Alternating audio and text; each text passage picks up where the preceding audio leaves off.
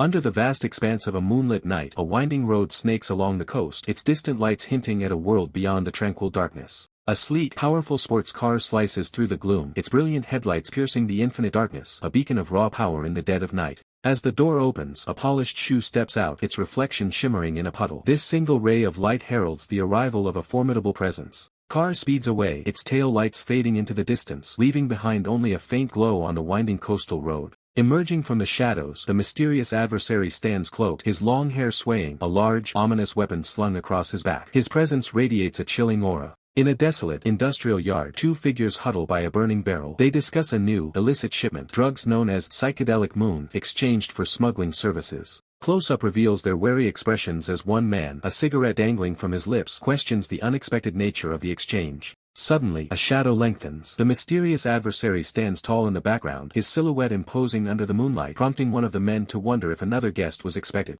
One of the men steps forward, demanding to know the mysterious adversary's origin, his posture challenging the intruder's sudden appearance. Before he can finish his demand for an invitation, a cold, metallic glint appears. A pistol barrel presses against his temple, the chilling reply echoing, "This?" A brutal impact. The man collapses, blood erupting in a crimson spray as his companion recoils in sheer terror, the sudden violence shattering the night. The surviving man's face is a mask of horror, splattered with his comrade's blood, his eyes wide with disbelief as he gasps, "What?" Luminous, turquoise orb of energy materializes, pulsating with raw power, a silent testament to the mysterious adversary's otherworldly abilities. The mysterious adversary, now revealed as Song Hyun-jun, holds a futuristic pistol, blue energy crackling around his hand. He coolly asks, "Isn't this it?" his gaze piercing. The scene shifts to a vibrant, neon-lit club. Jin So-mi, the DJ, stands before her deck, a troubled expression on her face as she surveys the chaotic room. Bodies lie scattered across the club floor, a macabre tableau under the pulsing red and blue lights. A single figure stands amidst the fallen, surveying the destruction. A terrifying close-up reveals a monstrous, fanged face with glowing red eyes. This vampire-like antagonist grins, a predatory hunger burning in his gaze. Jin So-mi screams in terror, her hands flying to her chest, headphones askew. The horror of the scene has clearly overwhelmed her.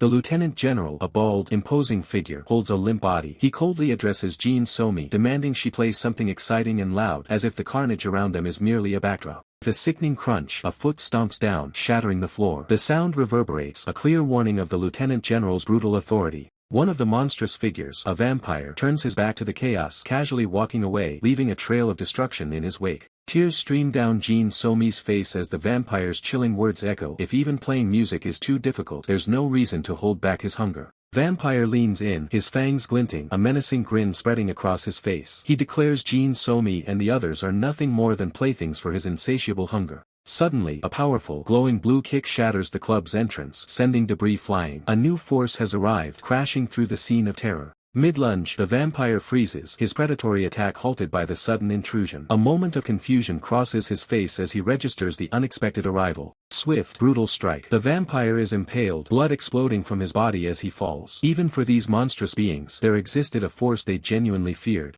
The club floor is now littered with the defeated forms of multiple vampires, a testament to the new arrival's overwhelming power. The reign of terror has been brutally cut short. One surviving vampire stares up in abject terror, his fangs bared in a snarl of fear as the new challenger surveys the scene, remarking, My, look at those faces." Song Hyun-jun stands silhouetted in the doorway, his trench coat billowing, his massive weapon casually propped beside him. He addresses the remaining vampires with a chilling taunt, "Did you have fun, Fangs?" Two vampires recoil, their faces contorted in a mixture of fear and rage, demanding to know, "Who are you?" The tables have turned, and their dominance is shattered. One enraged vampire lunges, claws extended, only to be met by a devastating burst of blue energy from Song Hyun-jun. He dismisses the attacker, stating, "Looks like you didn't even receive an invitation," before unleashing a brutal counterattack. With a chilling smirk, Song Hyun-jun surveys the scene, his glowing gun still smoking. He dismisses the remaining adversary, remarking, "Good grief, I'm starting to feel sad for you." He turns his back on the carnage, a long coat swaying as he continues, "I understand you're desperate to find traces of your parent, Jikyo, but to think." His gaze drops to the floor, where a pool of blood reflects the neon glow. The mighty Jikyo clan members have fallen so low that they're plotting with third-rate gangsters. Song Hyun-jun's expression hardens, a hint of disdain in his eyes. He wonders aloud, if the late Jikyo saw this mess, what would he say? Wouldn't he burst into tears he couldn't possibly shed?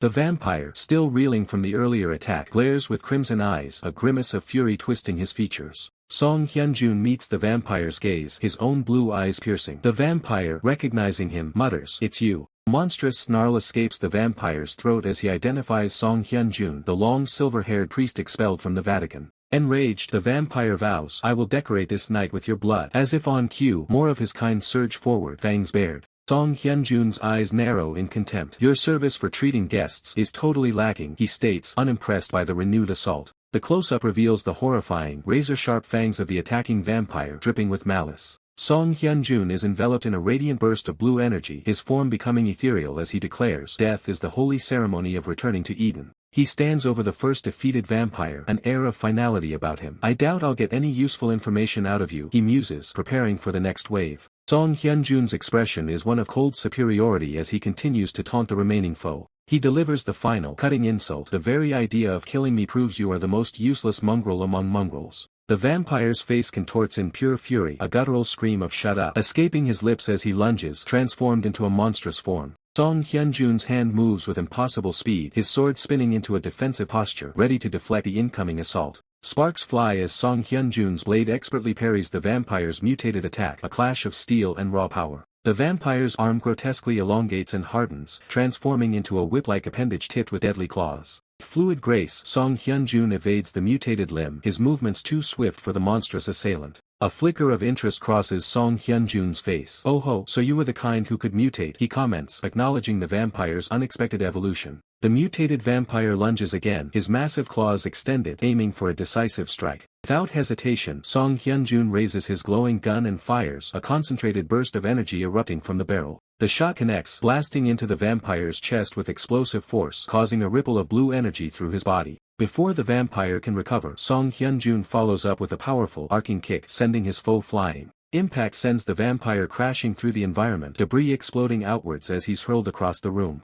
Finally, the mutated vampire lies broken and defeated amidst the shattered remains of the floor, his reign of terror brought to a decisive end. The previous scene's chaos fades as a new figure emerges. Jong-jun, with his striking white hair, observes the aftermath of a brutal encounter, his expression one of detached assessment. He questions the efficiency of the carnage, asking if the attacker could hold back slightly. The scene reveals a blood-soaked concrete floor littered with bodies. Jong-jun stands tall, his long coat swaying, while his scarred companion kneels, attending to a fallen foe, a grim task in the neon-lit gloom. Jong-jun's scarred companion, his face marred by old wounds, complains about the state of the targets. He laments that the excessive damage leaves little blood for collection, a practical concern for their grim work. Jong-jun asks his subordinate about the whereabouts of Deokhyun. The scarred companion responds, informing Jong-jun that he is merely a substitute for the day's operations. The scarred companion continues his report, confirming the intelligence that the Jikyo clan indeed had ties with the Sangdong gang, a significant discovery in their hunt. A sweeping view of the grim, industrial environment, bathed in an eerie purple glow. The scarred companion notes the location's suitability, deeming it an excellent spawning sanctuary for their targets. Jong-jun cuts him short, his voice sharp and authoritative, commanding his scarred companion to cease his chatter and focus on the task at hand. A grotesque, mutated limb lies nearby, twitching.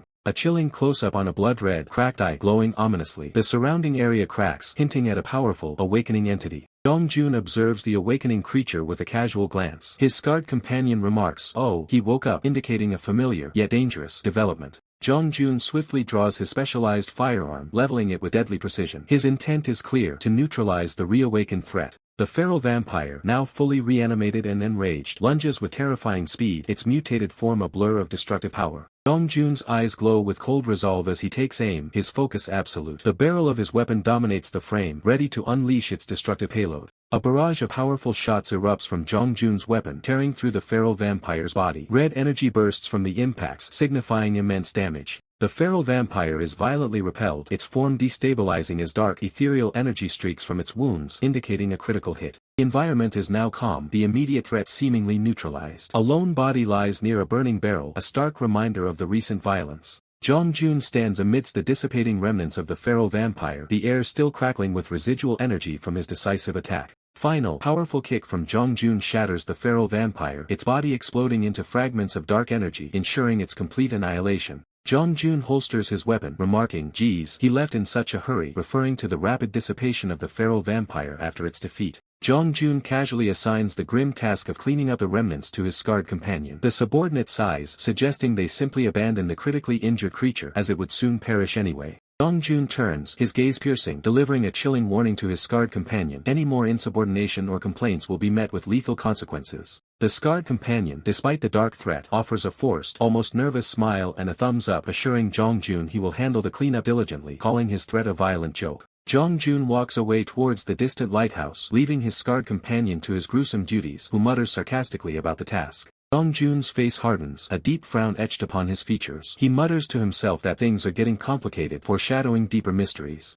Jong-jun reflects on the feral vampire's state. It had lost its reason, and feralization, the awakened form of Jikyo lineage vampires, was already underway. Standing beneath a full moon, Jong-jun's thoughts trail off, realizing the implications of the feralization process. That means, he ponders, leaving the audience on a cliffhanger. Suddenly, a blinding flash of light erupts, signaling a dramatic shift in location or a surge of power. The scene abruptly changes to a high-speed chase. A gang of bikers races down a futuristic highway, their bikes leaving trails of light. A police cruiser, sirens blaring, pursues the reckless bikers. The officers shout warnings, demanding they slow down to avoid fatal consequences. One female biker, defiant and grinning maniacally, gives a provocative gesture, challenging the police to catch them. She screams a taunt, "Kaya ha, kill us if you can." Cloaked figure on a motorcycle, wearing a sleek helmet, rides with an air of mystery. A chilling prophecy appears: someone will become a sacrifice of the moonlit night. The mysterious biker continues to speed forward, their helmet reflecting the moonlit night, the ominous prophecy echoing as they race towards an unknown fate.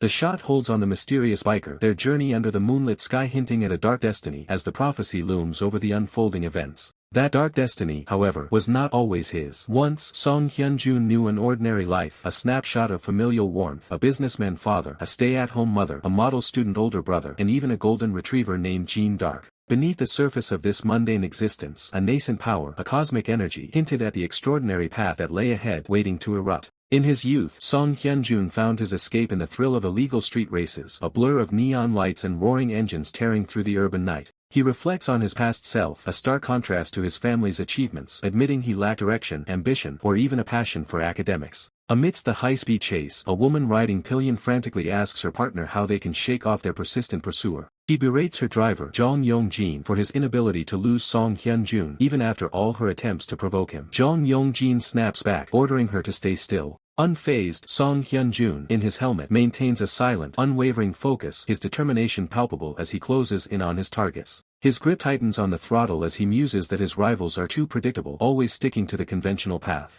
Race intensifies, a torrent of glowing blue bikes pushing the limits of speed, creating dazzling streaks across the asphalt. Suddenly, the couple cries out in alarm, questioning another racer, Han Segun, about his erratic, unexpected deviation from the race route. Ignoring their confusion, Song Hyun-jun executes a daring jump, launching his bike off a raised platform, soaring above the other racers. The couple watches in wide-eyed disbelief, utterly stunned by Song Hyun-jun's audacious and reckless maneuver. Song Hyun-jun lands perfectly, leaving the other racers far behind, a testament to his unique and unconventional approach. A moment of serene calm washes over Song Hyun-jun as he rides, his eyes closed in quiet concentration within his helmet. He continues his ride, sparks flying from his tires, a solitary figure mastering the road, leaving the competition in his wake. His bike blazes forward, a powerful streak of blue light disappearing into the night, symbolizing his swift and decisive lead. Song Hyun-jun subtly glances down, a fleeting moment of introspection amidst the adrenaline of the race. He then removes his helmet, revealing his younger face, as the distant shouts of his rivals, calling him Han Segun, fade into the background. For him, riding was a profound escape. With a contemplative gesture, Song Hyun-jun handles his helmet, lost in thoughts that run deeper than the race itself. The bike's wheel spins, a blur of motion, carrying him away from the mundane towards an unknown future. For Song Hyun-jun, riding was more than just a hobby, it was his sole refuge, a way to break free from the monotonous rut of his ordinary life. The exhilarating ride concludes, bringing him back to the quiet, unassuming facade of his family home under the dim night sky. Song Hyun-jun dismounts, adjusting his clothes as he walks towards the entrance, preparing to shed his racing persona and return to his quiet family life. As he approaches the door, Song Hyun-jun notices an unsettling silence. He wonders if his beloved golden retriever, Jean Dark, is asleep. Opening the door, he begins to announce his return, but his words catch in his throat as a chilling premonition grips him. A foul, metallic stench assaults Song Hyun-jun's senses, a crimson haze seemingly swirling around him as he recoils in horror. "What is this smell?" he gasps. His gaze drops, landing on a horrifying sight, a bare foot submerged in a dark, viscous pool of liquid, reflecting the dim light with an ominous sheen. Song Hyun-jun stumbles back, his mind struggling to comprehend the grim reality before him. "Blood," he whispers, his voice barely audible. The darkened entryway reveals a scene of utter devastation, the air thick with the putrid stench of death, like rotting mackerel, confirming his worst fears. Song Hyun-jun's eyes widen, reflecting the unspeakable horror he has stumbled upon. A silent scream etched across his face.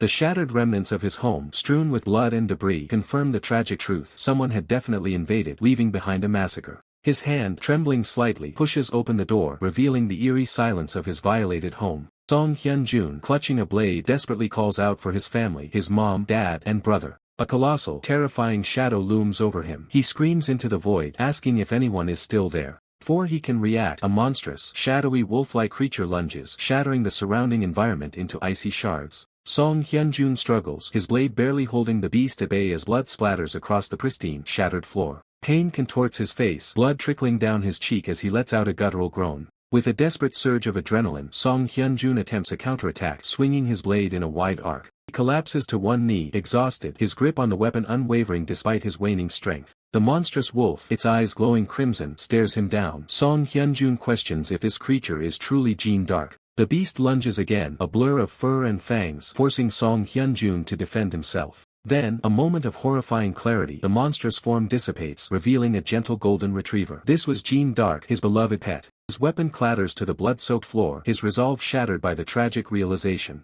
His gaze falls upon the lifeless forms of his parents, sprawled amidst the carnage. Overwhelmed by grief and horror, Song Hyun-jun retches, tears mixing with the blood on his face. He collapses, hunched over the body of his pet, a silent scream of despair echoing in the ruined home. Tears stream down his face as he questions the brutal fate of Jeanne d'Arc, his mom, and his dad, demanding to know what monstrous event had transpired in his home. Kneeling beside Jeanne d'Arc, Song Hyun-jun's grief is palpable, the scene a testament to utter devastation. His eyes, still welling with tears, dart upwards. A chilling realization dawns: the killer is still inside, on the second floor. His discarded blade lies on the ground. Song Hyun-jun acknowledges that his current weapon is not enough to face the threat. A flicker of hope ignites as he remembers his father's shotgun kept in the study and begins to rise. In the study, Song Hyun-jun sits amidst the bookshelves, a shotgun lying before him, his face shadowed by despair and grim resolve. A phantom image of his brother appears, confirming the tragic truth: they got him too. His brother's bloodied body lies on the floor, a silent testament to the brutal invasion. Song Hyun-jun cradles his brother, whispering apologies, wishing he had arrived home just a little sooner. His face contorts in a mask of agonizing regret and burgeoning rage. With trembling hands, Song Hyun-jun loads the shotgun, each shell a promise of vengeance. He rises, shotgun firmly in hand, his eyes burning with a cold, murderous intent, vowing to eradicate every last one of them. He grips the shotgun, noting its lingering warmth, a sign of recent use. His brother fought back, but why was the weapon left behind? The question echoes, fueling his confusion and rage. His face contorts in a snarl, daring the unseen enemy to believe he wouldn't kill them. He stands at the threshold, a grim figure framed by the doorway, reflecting on what he should have realized then. Song Hyun-jun ascends the blood-stained stairs, shotgun ready. He admits that reaching the grim conclusion of this nightmare with common sense was almost impossible. His face etched with determination and despair, he reiterates the sheer impossibility of comprehending the horror that had unfolded. His face etched with determination and despair, he reiterates the sheer impossibility of comprehending the horror that had unfolded. Bloodied and battered, Song Hyun-jun levels his shotgun, its barrel glowing with an ominous light. A grotesque, skeletal hand, dripping with viscous fluid, claws its way around a doorway. This entity, from the start, was something beyond human comprehension. Song Hyun-jun's eyes, wide with unadulterated terror, reflect a monstrous silhouette, blood streaking his face. Towering above him on the staircase, the gaunt, glowing-eyed mysterious adversary reveals itself fully, an existence beyond common sense. He recalls fleeting moments of ordinary awe, like seeing a favorite celebrity for the first time, or the shared, fleeting discomfort of a terrible joke. Even the simple beauty of a breathtaking landscape. But none of it prepared him for this, as the nightmarish mysterious adversary descends the steps, its glowing eyes fixed on him. And as the monster closes in, Song Hyun-jun's face contorts in a silent scream, tears mingling with the blood on his cheeks. With a final surge of adrenaline, Song Hyun-jun fires his shotgun, a blinding flash erupting from the muzzle. Blast detonates with explosive force, a concentrated burst of light and impact. The mysterious adversary reels, a gaping wound appearing on its chest, yet its menacing form remains. The force of the recoil, or perhaps a retaliatory strike, sends Song Hyun-jun hurtling backward, a blue aura of impact radiating around him. He tumbles down the stairs, a blur of motion and pain.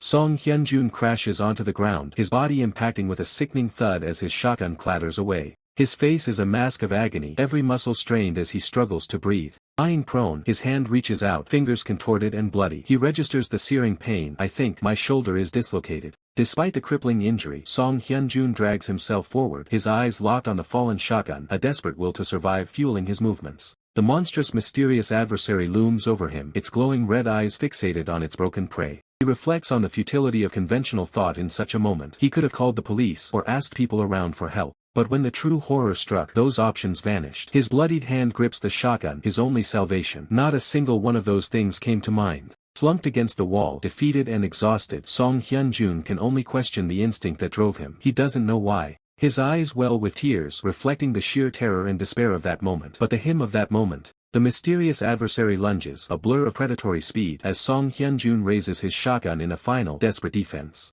Impact is deafening as the shotgun roar meets the creature's explosive force, sending a shockwave of blood and light through the rainy darkness. The creature's face is a nightmare of jagged teeth and glowing crimson eyes, its predatory hunger overriding the searing heat of the blast. The hunter's pupils dilate in pure terror as he realizes his final gambit has failed to even slow the beast down. He falls. The rain washes over his battered body as the towering shadow of the creature looms over him, savoring the moment of victory. Gritting his teeth against the metallic taste of blood, the man tries to move, but his body refuses to obey, pinned by the weight of his own failure. With a sickening grunt of effort, the monster hoists the man into the air by his head, treating the veteran hunter like a discarded doll. As the world fades to a blur of blue and gray, the man's only regret is the revenge he'll never get to taste. Memories of the fallen flash through his mind, his family and everyone he was supposed to avenge. Suddenly, a flash of silver cuts through the gloom. A heavy strike connects with the monster's flank, shattering its grip and sending it reeling. Black ichor sprays into the air as the beast is nearly cleaved in two by an unseen force of overwhelming power.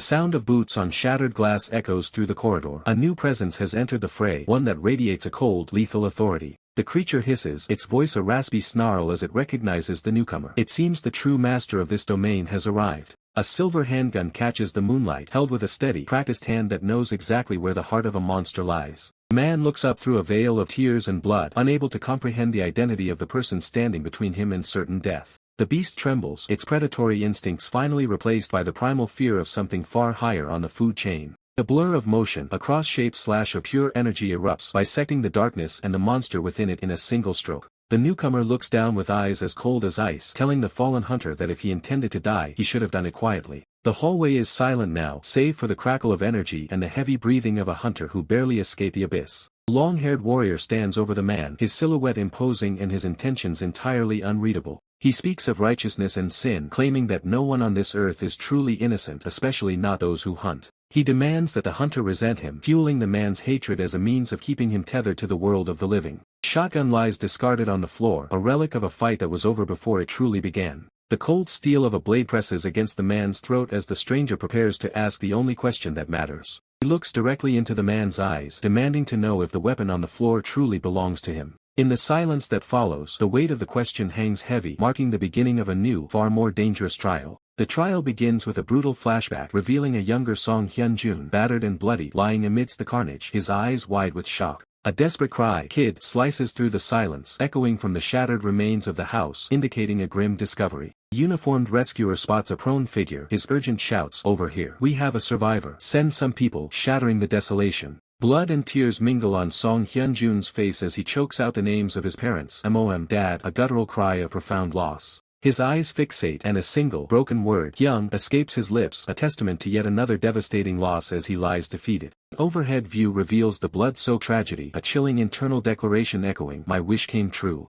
The narrative rewinds 1 week, a news broadcast dissecting a mysterious family death with a chilling detail, "Second son survives." News anchors relay the official, unsettling narrative, an entire family mauled to death by their pet dog. The public skepticism is palpable. The official report crumbles under scrutiny. Investigators reveal the sole survivor, Song Hyun-jun, was discovered clutching a shotgun at the incident site. Testimony solidifies the grim truth. Song Hyun-jun not only possessed the shotgun but actively discharged the weapon during the event. A civilian offers a damning theory, sibling jealousy, citing the older brother's academic excellence as a potential catalyst for the tragedy. Second witness counters, highlighting the survivor's known presence in the biking community, refuting any thug allegations. A blinding barrage of paparazzi flashes erupts, each click a desperate attempt to capture the raw story. The survivor now a public spectacle. Song Hyun-jun, now bearing green hair, feels the suffocating weight of countless eyes, an unprecedented sea of faces fixated upon him. Accusatory questions from the press stab at him, their gazes relentless, probing for a hidden darkness within his soul.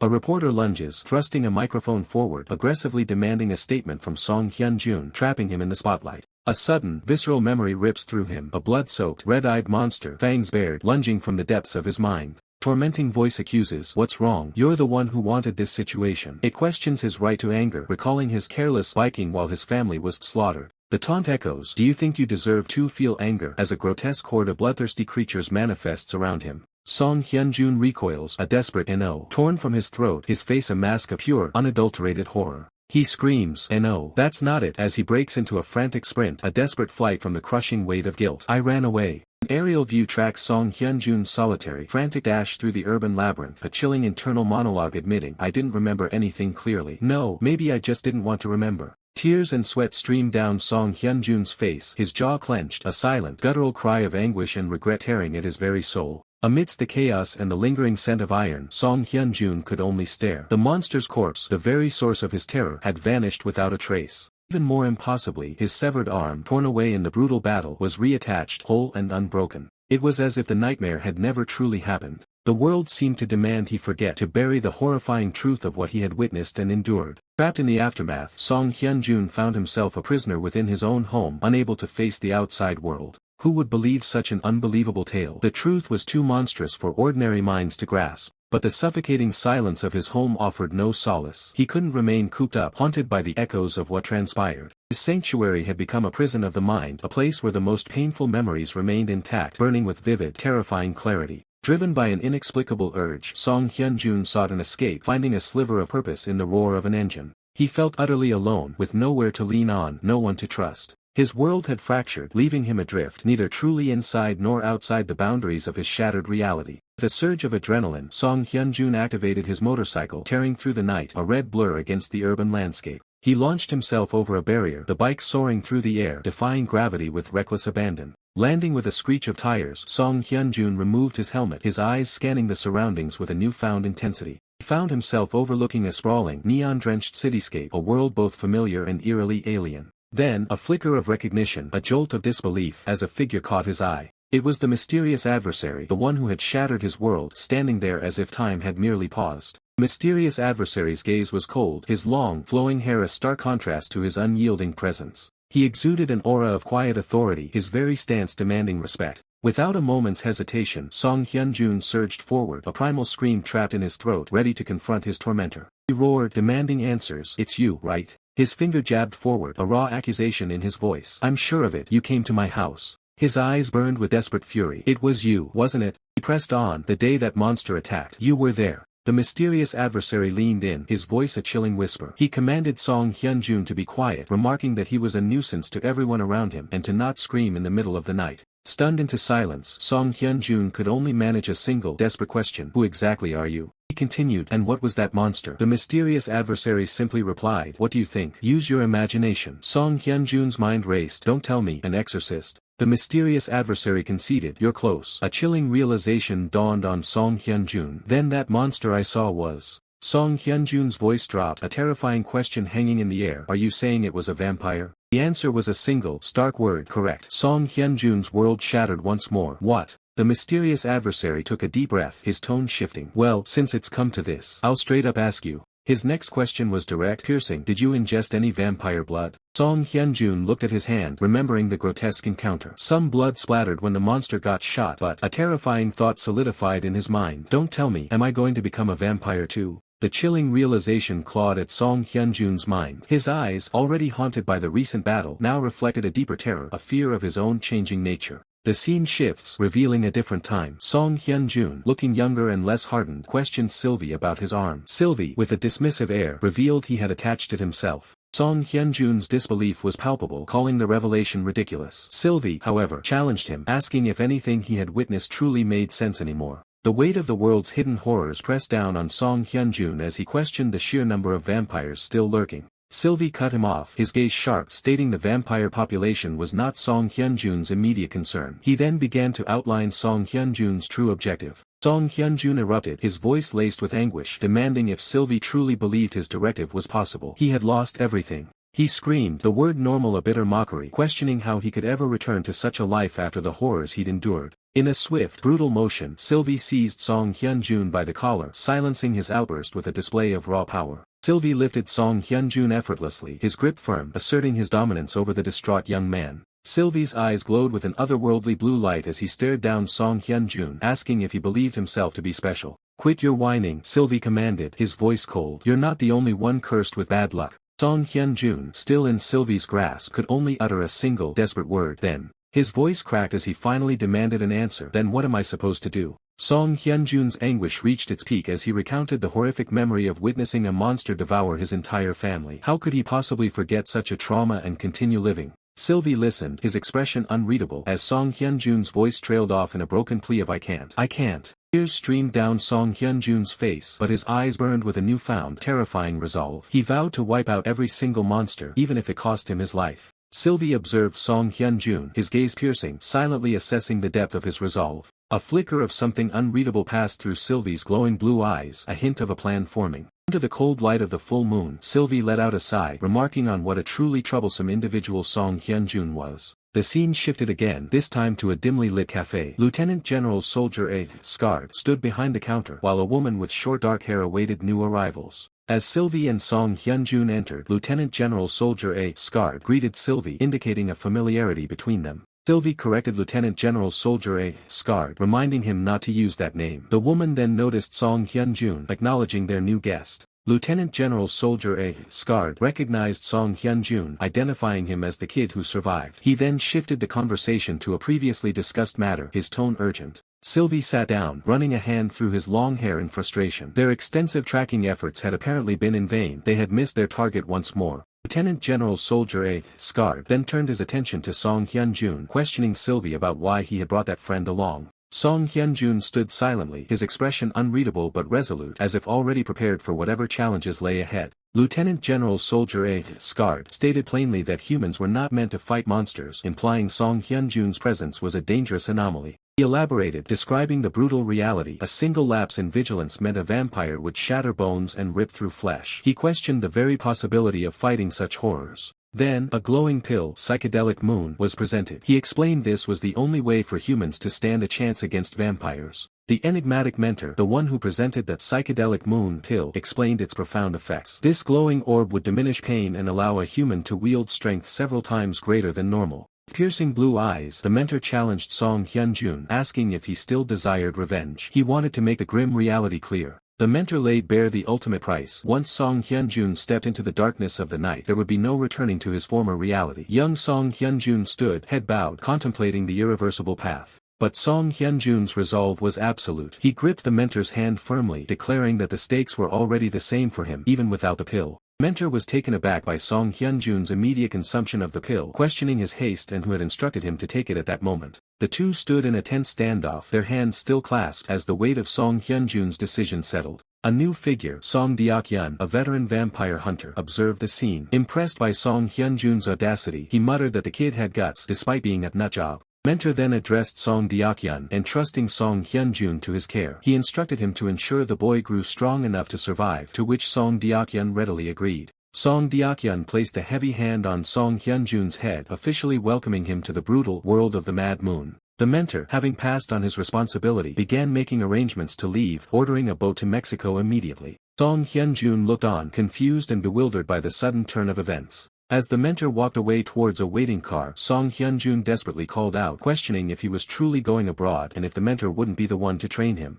The mentor merely glanced back with a dismissive smirk, finding Song Hyun-jun's reaction unbelievable. Song Deok-yeon, now solely responsible for Song Hyun-jun, pondered if he could truly make the young man useful, concluding that he would simply have to try. Song Hyun-jun, his youthful face etched with newfound determination, internally reaffirmed his commitment to this dangerous path. The enigmatic mentor, bathed in the eerie glow of a blue moon, vanished into the chaotic, vibrant hues of the night, leaving Song Hyun-jun to his new fate. 1 year later, the scene shifts to the opulent facade of the Beania Club, a symbol of the city's underbelly. Procession of sleek, black luxury cars lined the street, signaling the arrival of powerful figures. With a crisp click, a car door opened, revealing the entrance of someone important. This was Cheon Young-hoo, the underboss of the notorious Sangdong gang, a formidable presence in a white jacket and gold chain. As Cheon Young-hoo strode forward, a line of his subordinates bowed deeply, greeting him with exaggerated deference. Cheon Young-hoo, however, quickly chastised his subordinate, reminding him to use the title senior instead of Hyung-nim, as they were now respectable businessmen. The subordinate nervously agreed, playing along with a facade of legitimate business, a stark contrast to their true nature.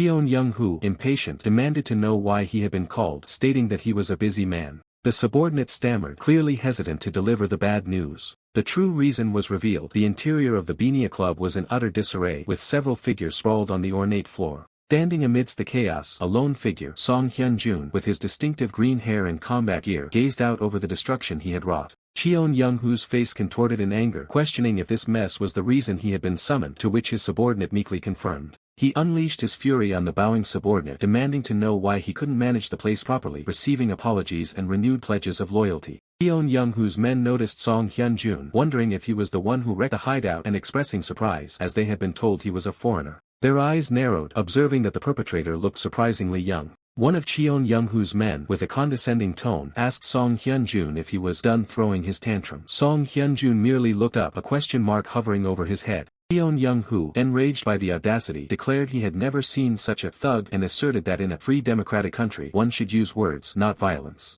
He issued a final, stern warning, demanding to know what Song Hyun-jun thought he was doing, reminding him that the club needed to open soon. Song Hyun-jun scoffed at the lieutenant general's warning, questioning his audacity to call him a thug. He reminded the lieutenant general that a deposit was paid but the promised goods were never delivered. Was that not reason enough for his current actions? Lieutenant General, feigning ignorance, questioned what goods Song Hyun-jun was referring to, a look of confusion quickly turning to suspicion. Song Hyun-jun's smirk widened as he exposed the truth. 5 million won in cash had gone to the Lieutenant General's subordinate. He mockingly asked how an executive could be so oblivious, calling the entire operation a thug organization. The Lieutenant General's face contorted in a mix of fury and dawning comprehension. The accusation struck a nerve. Enraged, the Lieutenant General turned on his subordinate, demanding to know what goods Song Hyun-jun was referring to. The subordinate stammered, clearly caught off guard. Song Hyun-jun cut through the subordinate's excuses, calmly listing the specific weapons he was promised: a Dragunov, a Tokarev, and an AK-47. The Lieutenant General exploded, incredulous that Song Hyun-jun expected such high-grade weaponry for a mere 5 million won. He fumed, wondering if this punk had any idea of their true value.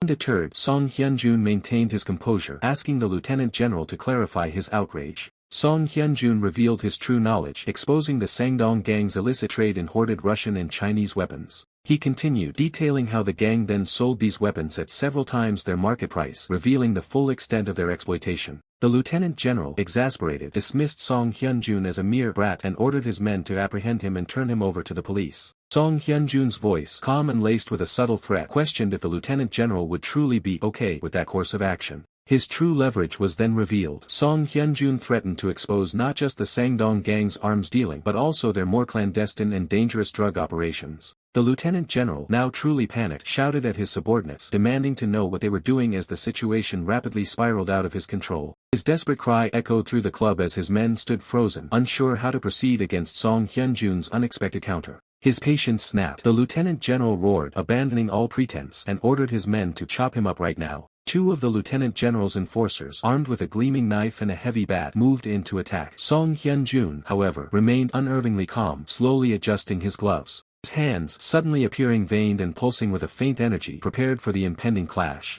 In a blinding flash of purple energy, Song Hyun-jun launched a devastating blow, sending one of the attackers reeling backwards, his body twisting mid-air from the impact. Before the second assailant could react, Song Hyun-jun moved with impossible speed, a blur of purple light as he closed the distance, evading the knife strike. The man's face contorted in disbelief as his attack missed, realizing too late the speed of his opponent. Brutal counterstrike connected, shattering his composure and sending him flying. Song Hyun-jun looked on, a cold satisfaction in his eyes as his two assailants crumpled to the ground. He delivered another precise, powerful strike to the first man, ensuring he was completely incapacitated. The final, decisive overhead smash, Song Hyun-jun brought down the second attacker, ending the brief but brutal skirmish. The Lieutenant General watched, utterly horrified, a choked gasp escaping his lips as he witnessed his enforcers swiftly defeated. Standing amidst the unconscious bodies of his two men, Song Hyun-jun was an imposing figure. The Lieutenant General's mind reeled, unable to comprehend how one man had taken them both out so effortlessly. Song Hyun-jun turned his back to the stunned Lieutenant General, his imposing figure silhouetted by the vibrant purple glow of the room. He began to walk away, each step resonating with an undeniable authority. His heavy boots struck the ornate floor, the sound echoing in the sudden silence, a stark contrast to the chaos he had just unleashed. The Lieutenant General, still grappling with the swift defeat of his men, stammered, demanding to know what Song Hyun-jun truly wanted. Song Hyun-jun's eyes, sharp and unwavering, narrowed. He cut directly to the chase, listing the precise weapons he had paid for: a Dragunov, a Tokarev, and AK-47. He expected them delivered. The lieutenant general, desperate to regain some control, tried to explain that an immediate trade was impossible. They didn't carry such high-caliber weapons on them at all times. He attempted to set up a future meeting, but Song Hyun-jun interrupted him, his voice firm and decisive. Tomorrow, 8 p.m. Without another glance, Song Hyun-jun continued his departure, leaving the lieutenant general with a final instruction. The meeting would be at the Uedo Hyungshin Securities parking lot. The lieutenant general's face contorted in a snarl, cursing Song Hyun-jun as a bloodclot bastard. His subordinate cautiously asked if he was alright. Enraged, the lieutenant general delivered a sharp punch to his subordinate, demanding to be addressed as Hyungnim. The subordinate quickly apologized, clutching his jaw. With a frustrated sigh, the lieutenant general conceded that there was no other choice. He ordered his subordinate to summon those guys. The golden light of dawn bathed the desolate industrial area, a lone warehouse standing amidst overgrown foliage and power lines. Inside, rows of blood bags sat on a table. A man's voice grumbled about the dismal quality of the blood being supplied, finding it totally rubbish. Hyun-jun's squad member B stood, observing the blood bags, agreeing that the quality was trash. He noted that most of the blood lacked even a VTE of 20. He explained that the low-quality blood likely came from the Sangdong gang, who were running wild these days. Hyun-jun's squad member B questioned the extremely low VT level, accusing Old Man Ju of tampering with the machine. Old Man Ju, relaxed in his chair, scoffed at the insinuation. Hyun-jun's squad member B, clearly annoyed, muttered that he was just saying and that Old Man Ju couldn't take a joke. Old Man Ju, a dealer in vampire blood, dismissed Hyun-jun's squad member B's complaints and took the payment for the blood. Old Man Ju then casually brought up Jong-jun, mentioning the news of his family being killed by vampires and asking if he had been reached since. Hyun-jun's squad member B bristled at the mention of the name, declaring he didn't care if Jong-jun became a vampire.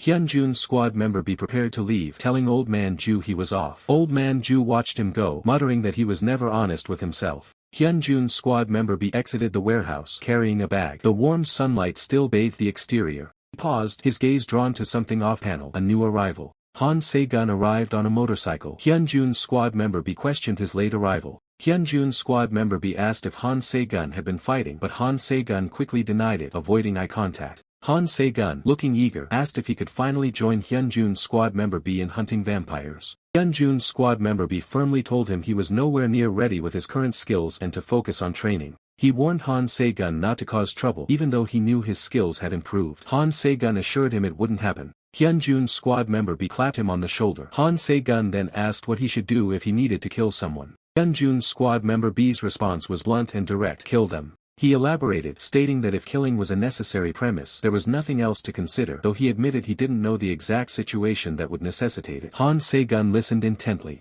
Hyun-jun's squad member B playfully grabbed Han Segun, accusing him of thinking something else entirely. He suggested they head to the gym to sweat it out in the ring, much to Han Segun's visible dismay. Han Segun's terrified "no thanks" echoed as the scene pulled back to the warehouse, the sun setting. As night fell, the city lights glittered under a crescent moon, towering skyscrapers dominating the urban landscape. In a dimly lit underground parking lot, a sleek black van was flanked by 4 imposing figures in dark suits. These were the guys the lieutenant general had summoned. Inside the van, 2 men conversed. One questioned the necessity of such a large operation just to catch one kid. The lieutenant general's subordinate dismissed his concern. The lieutenant general's subordinate insisted that even if they became vampires, they must remain loyal to their superiors. Another man scoffed, recalling a past incident where they were sliced up by the Jikyo clan and forced to take the fall just because they were vampires. He questioned the notion of loyalty. He continued to vent his frustration about having to catch some brat as a mysterious glowing orb began to manifest, hinting at a new potent threat. The mysterious glowing orb detonated, unleashing a shockwave of raw power that fractured the very air, tearing through the lieutenant general's forces. Blinding azure explosion erupted, ripping apart the surrounding environment and sending fragments of shattered reality spiraling outwards.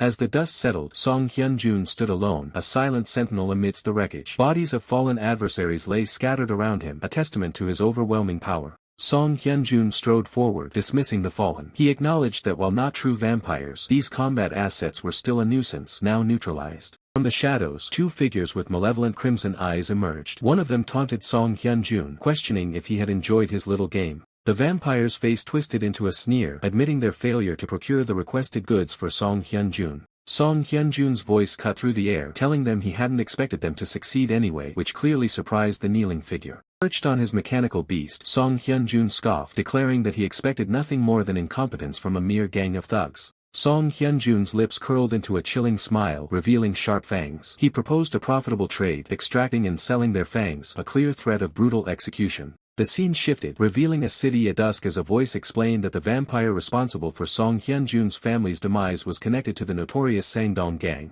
A blur of motion, Song Hyunjun delivered a powerful aerial kick, his body radiating a vibrant blue energy as he questioned the idea of vampires conspiring with gangsters. His fist connected with bone-jarring force, a critical blow landing squarely on his opponent. The impact rattled his opponent's entire frame, the sheer power of Song Hyunjun's strike evident in the distortion of his face. Song Hyunjun's eyes blazed with fierce resolve, sweat beading on his brow as he unleashed another devastating punch. He followed up with a brutal knee strike, driving it deep into his opponent's abdomen, eliciting a guttural grunt. The bearded man, catching his breath, acknowledged Song Hyunjun's skill with a grudging "not bad." The bearded man then posed a question, asking Song Hyunjun if he knew the origin of Sylvester's formidable nickname, the True Vampire Hunter. Song Hyunjun, still recovering from the intense sparring, looked puzzled, questioning the sudden shift in topic. The bearded man then revealed the answer. Sylvester earned his title by eliminating the true vampire, Jikyo. Song Hyunjun's eyes widened in surprise, muttering the name True Vampire Jikyo. He found the explanation frustratingly brief. As he delivered a powerful jab, the bearded man explained that true vampires possess a VT exceeding several 100,000, their regeneration so potent they can endure sunlight. He continued, emphasizing that among these formidable true vampires, the Jikyo clan, under Jikyo's leadership, commanded immense respect even within the vampire hierarchy. The bearded man's fist connected sharply with Song Hyunjun's chest, a testament to his continued pressure. Song Hyunjun was sent reeling by a fierce kick, slamming hard against the chain-link fence of the training cage. Pained grunt escaped Song Hyunjun's lips as the impact reverberated through his body, leaving him momentarily winded. The bearded man explained that with Jikyo's demise at Sylvester's hands, the clan's power crumbled. Song Hyunjun surmised that the remnants of the Jikyo clan had since allied with the Sangdong gang. The bearded man confirmed Song Hyunjun's deduction, extending a hand to help him up. Their objective, to find traces of Jikyo. As Song Hyunjun accepted the offered hand and rose, the bearded man elaborated, the clan's remnants sought to inherit Jikyo's power, aiming to restore their former glory. Grim realization dawned upon Song Hyunjun's face, the weight of the information settling heavily.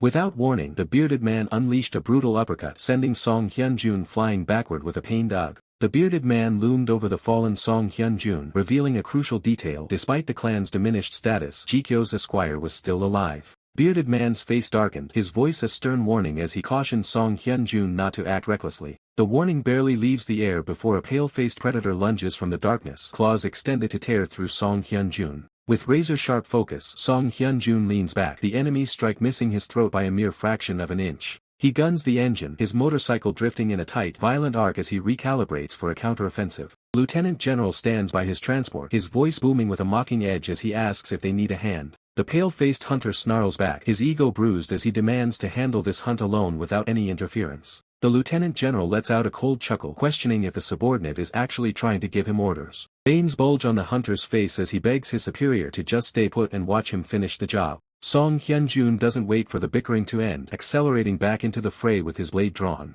Spray of dark blood paints the air as Song Hyunjun's blade finds its mark, slicing through the arrogant hunter's defenses. He executes a high-speed wheelie, using the bike's momentum to keep the pressure on his staggering opponent. The screech of tires and the hum of the engine drown out the sounds of the garage as the chase intensifies. The hunter wipes the blood from his lip, his eyes glowing with a feral intensity as he analyzes Song Hyunjun's movements. He scoffs, claiming he's already seen through the pattern of these attacks, dismissing Song Hyunjun as a fool. Song Hyunjun launches his bike into the air, a silhouette of mechanical fury against the dim industrial lights. Hunter lunges upward, his claws ready to intercept the airborne thrasher in a desperate bid for a kill. Song Hyunjun's eyes remain cold and calculating, unmoved by the frantic aggression of his foe. Steel clashes with supernatural hide as they pass each other in a blur of motion and sparks. Song Hyunjun lands the bike perfectly, the impact shaking the concrete floor as he prepares his next move. The hunter skids across the floor, his breathing heavy as he realizes his prediction was fatally flawed. Desperation takes hold as he screams that he saw it all coming, refusing to accept his impending defeat.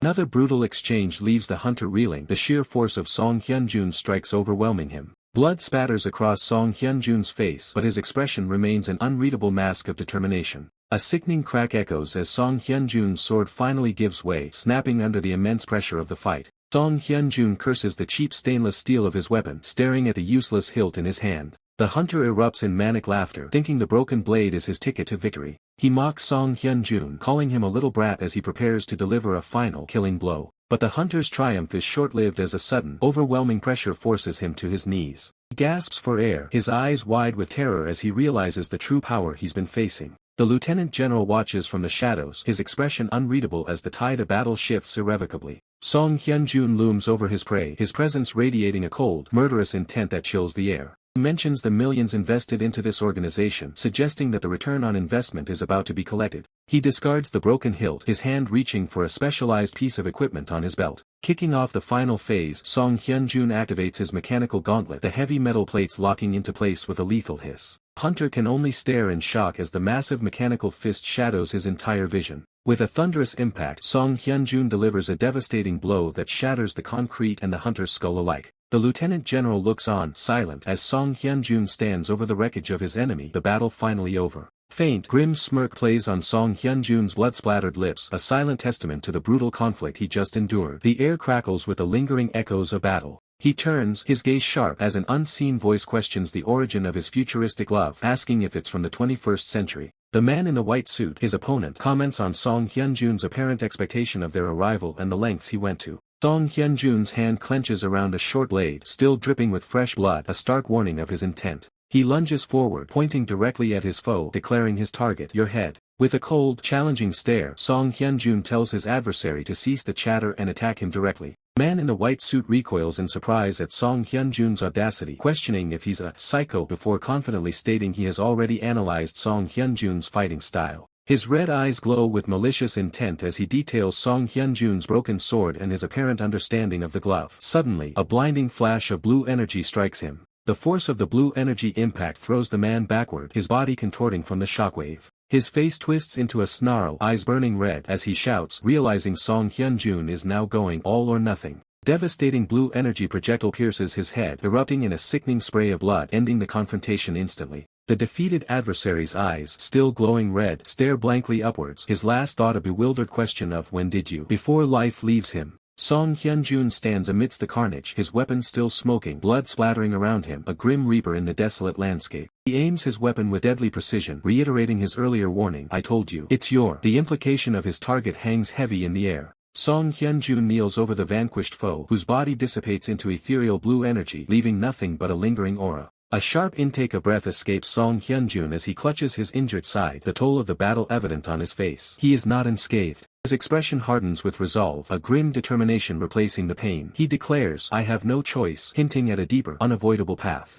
His face contorts in a silent scream of agony and raw power, the visual distortion reflecting an internal struggle or system overload. He collapses to one knee, clutching his head, a guttural grrgh escaping him as he battles against the overwhelming strain. From an aerial perspective, Song Hyun-jun kneels alone in the center of a blood-splattered expanse, his motorcycle waiting nearby, a solitary figure in a desolate landscape. Moments later, Song Hyun-jun rides his motorcycle out from under a covered structure, its headlight piercing the dim urban environment. He halts, finding the lieutenant general waiting for him, who casually asks if he's finally making an appearance. The lieutenant general, arms crossed, observes Song Hyun-jun, inquiring if the rampage has left him feeling more satisfied. Song Hyun-jun questions how the lieutenant general knew his location. The lieutenant general simply replies, there is a thing called GPS in this world. The lieutenant general leans in, a hint of amusement in his tone, asking if Song Hyun-jun has stopped engaging in such activities. Song Hyun-jun, his expression unreadable, simply asks, do what? The lieutenant general gestures towards the motorcycle, noting that Song Hyun-jun is treating it roughly, unlike his previous meticulous care. Song Hyun-jun remains silent, his gaze distant, as the lieutenant general continues, reminiscing about how he used to cherish the bike like a sacred treasure.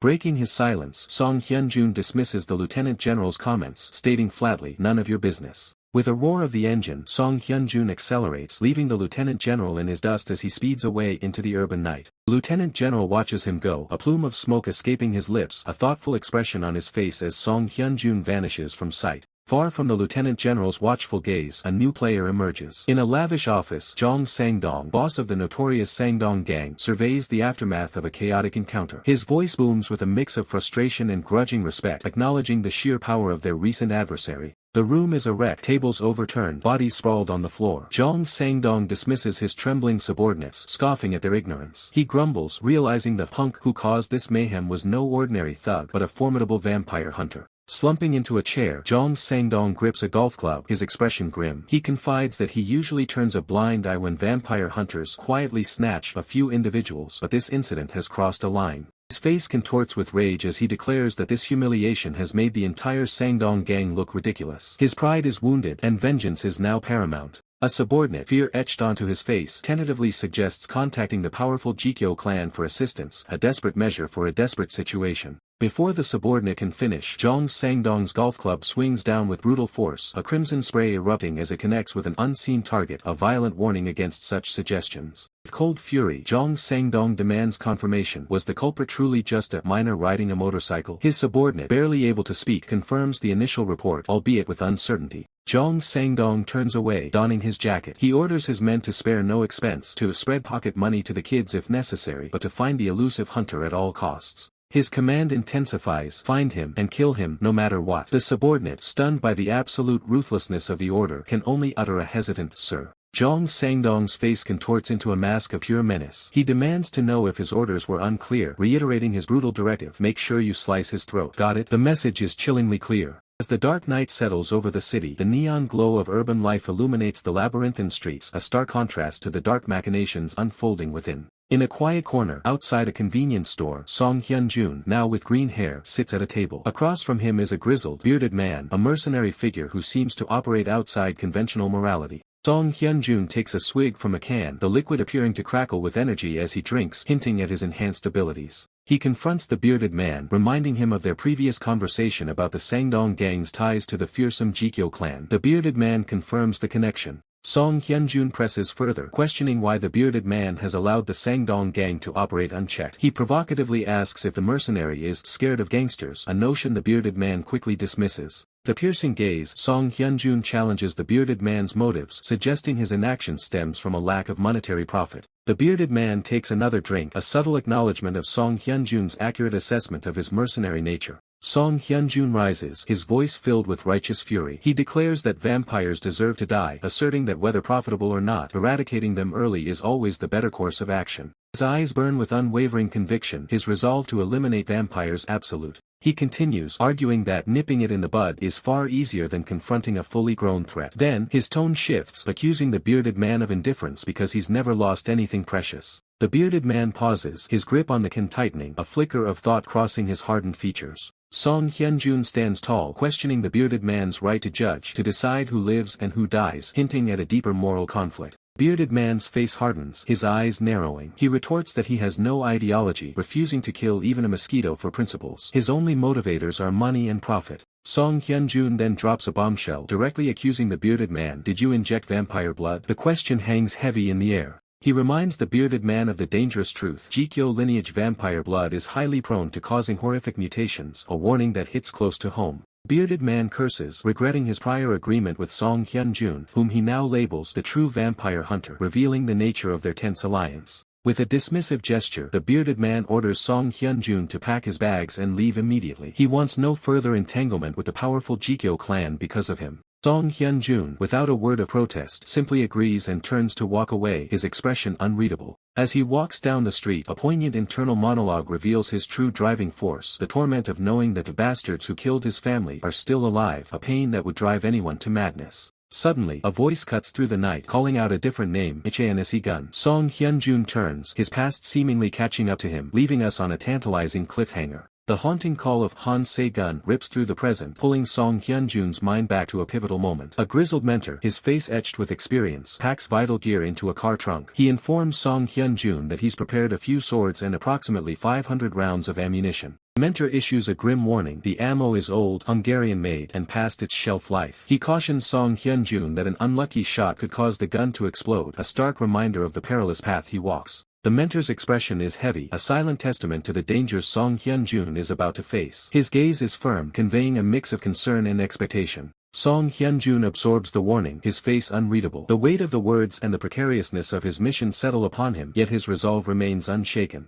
With a deep, respectful bow, Song Hyun-jun offers his profound gratitude to the mentor, acknowledging the invaluable aid and guidance he's received. The mentor watches him, a complex mix of pride and apprehension in his eyes, knowing the difficult road ahead for Song Hyun-jun. A deeper memory surfaces, a younger Song Hyun-jun receiving a gentle but firm pat on the head. The mentor's voice echoes, a solemn instruction to never become something akin to a vampire. The mentor's profile, strong and unyielding, reinforces the gravity of his words and the strict principles he instilled in Song Hyun-jun. Song Hyun-jun recalls the mentor's stern declaration: his past mentorship would not grant him any leniency. The path ahead is one he must forge himself, without special treatment. A blinding flash of light erupts, signaling a rapid transition or a surge of power as Song Hyun-jun's journey intensifies. Song Hyun-jun blazes through the night on his motorcycle, a blur of motion and determination, leaving the past behind and speeding towards an unknown future. His face, illuminated by the city lights, is set in a grim line. Each spark reflects his unwavering resolve as he navigates the treacherous urban landscape. Under the cold gaze of a full moon, Song Hyun-jun rides alone, a solitary figure against the vast, star-dusted cityscape. This is his night, his mission.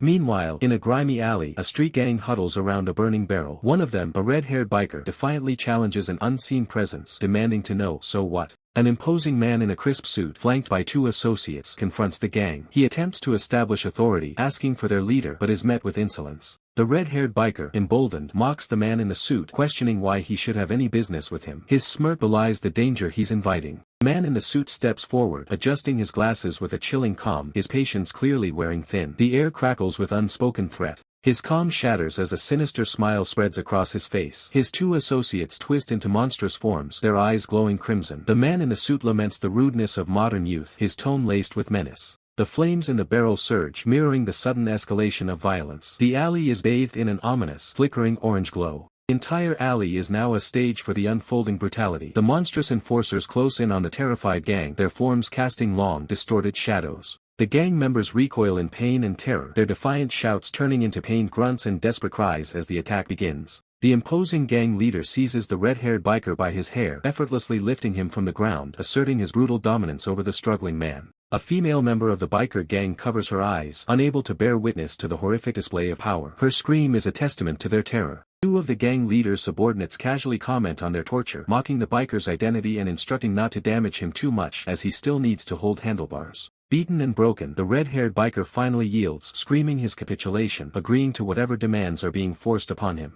The imposing gang leader, his demeanor now one of cold command, orders his subordinate to retrieve something specific. He clarifies his demand, the money bag from the trunk, addressing the defeated biker with a condescending punk. The red-haired biker, his face a mask of pain and humiliation, endures the ongoing torment, completely at the mercy of his captors. A subordinate places a briefcase filled with money before the kneeling biker, a grim advance for the task he's about to undertake. The gang leader lays out his terms, offering the money as a tool to either tempt new recruits with bikes or for their own indulgence, leaving the choice to them. His true objective is revealed: they must deliver a specific green-haired high school brat to him. His eyes narrow, emphasizing the non-negotiable nature of the command. With a final, brutal grab to the biker's head, the gang leader delivers a chilling warning, leaving no doubt about the consequences of failure. The biker's fate is sealed. However, the gang leader halts his brutal assault, a twisted smile playing on his lips. He warns the biker not to die too soon, implying a far worse fate awaits him. His eyes gleam with malicious intent, savoring the biker's terror. This isn't just about punishment, it's about prolonged suffering. The biker's face contorts in agony, sweat beading on his brow, a desperate plea for mercy trapped in his throat. The dark street, illuminated by the ominous glow of the city at dusk, sets a grim stage for the unfolding violence. Taking a drag from his cigarette, the gang leader muses on the biker's foolishness, a chilling contempt in his voice. The biker lies broken on the blood-stained pavement, a stark reminder of the gang leader's absolute power. The leader sarcastically remarks that simple charms like crosses or garlic won't save him from his kind of control. The scene shifts abruptly, transitioning from the grim city streets to the tranquil facade of a charming café, Ayana, bathed in the soft light of day. Inside, a small bell rings, signaling a new arrival. Café proprietor, with dark, stylish hair, turns to greet the customer, announcing that the establishment is closed. Standing in the doorway is Song Hyun-jun, now sporting vibrant green hair. The café proprietor recognizes him, asking if he is Segun. They exchange pleasantries, the café proprietor noting his growth over the past 4 months. Song Hyun-jun, ever direct, attributes his change to growth hormone injections. Café proprietor smiles, curious about his newfound independence.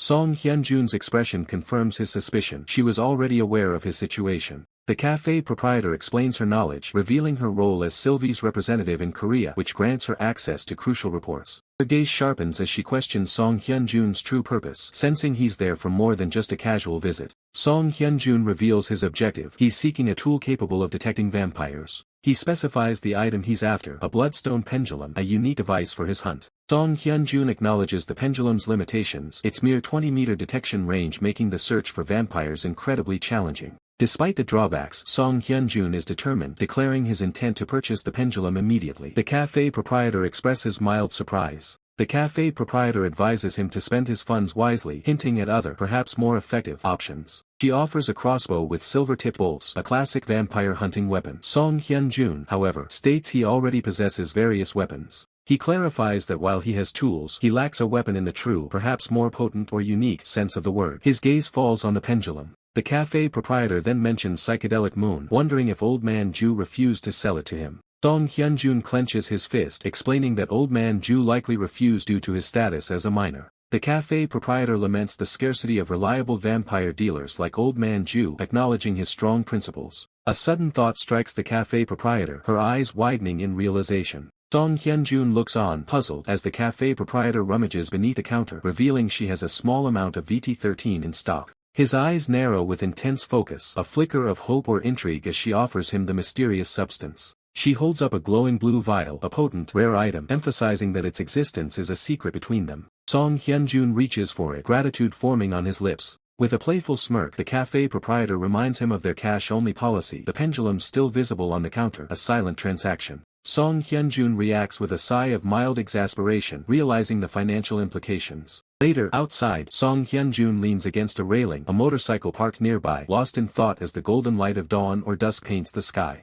His appearance shifts to blonde hair, signaling a flashback to a past encounter, a pensive look on his face. A mysterious, long-haired figure appears, questioning if Song Hyun-jun had consumed vampire blood. The mysterious figure dismisses any complaints, a cold smirk on his face, asserting that misfortune is not exclusive to Song Hyun-jun. The flashback concludes with a serene shot of the full moon, a silent observer to past struggles and future uncertainties. The serene full moon fades, replaced by a stark digital message. A mysterious, long-haired figure looms as a cold, system-like voice echoes, "Welcome to the world of the Mad Moon, Segun." A year has passed. Song Hyun-jun, now with green hair, reflects on the passage of time, questioning if a certain individual will ever return to Korea. His thoughts are abruptly broken as a voice calls out, "Hey, Segun." Song Hyun-jun's head snaps up, a flicker of surprise in his eyes. A group of men approaches, led by Jong Yong-jin, a red-haired individual, and a masked figure. Jong Yong-jin expresses his disbelief, stating he searched everywhere for Song Hyun-jun. From an overhead perspective, the group continues to remark on Song Hyun-jun's drastic changes over the past year, particularly his new hair.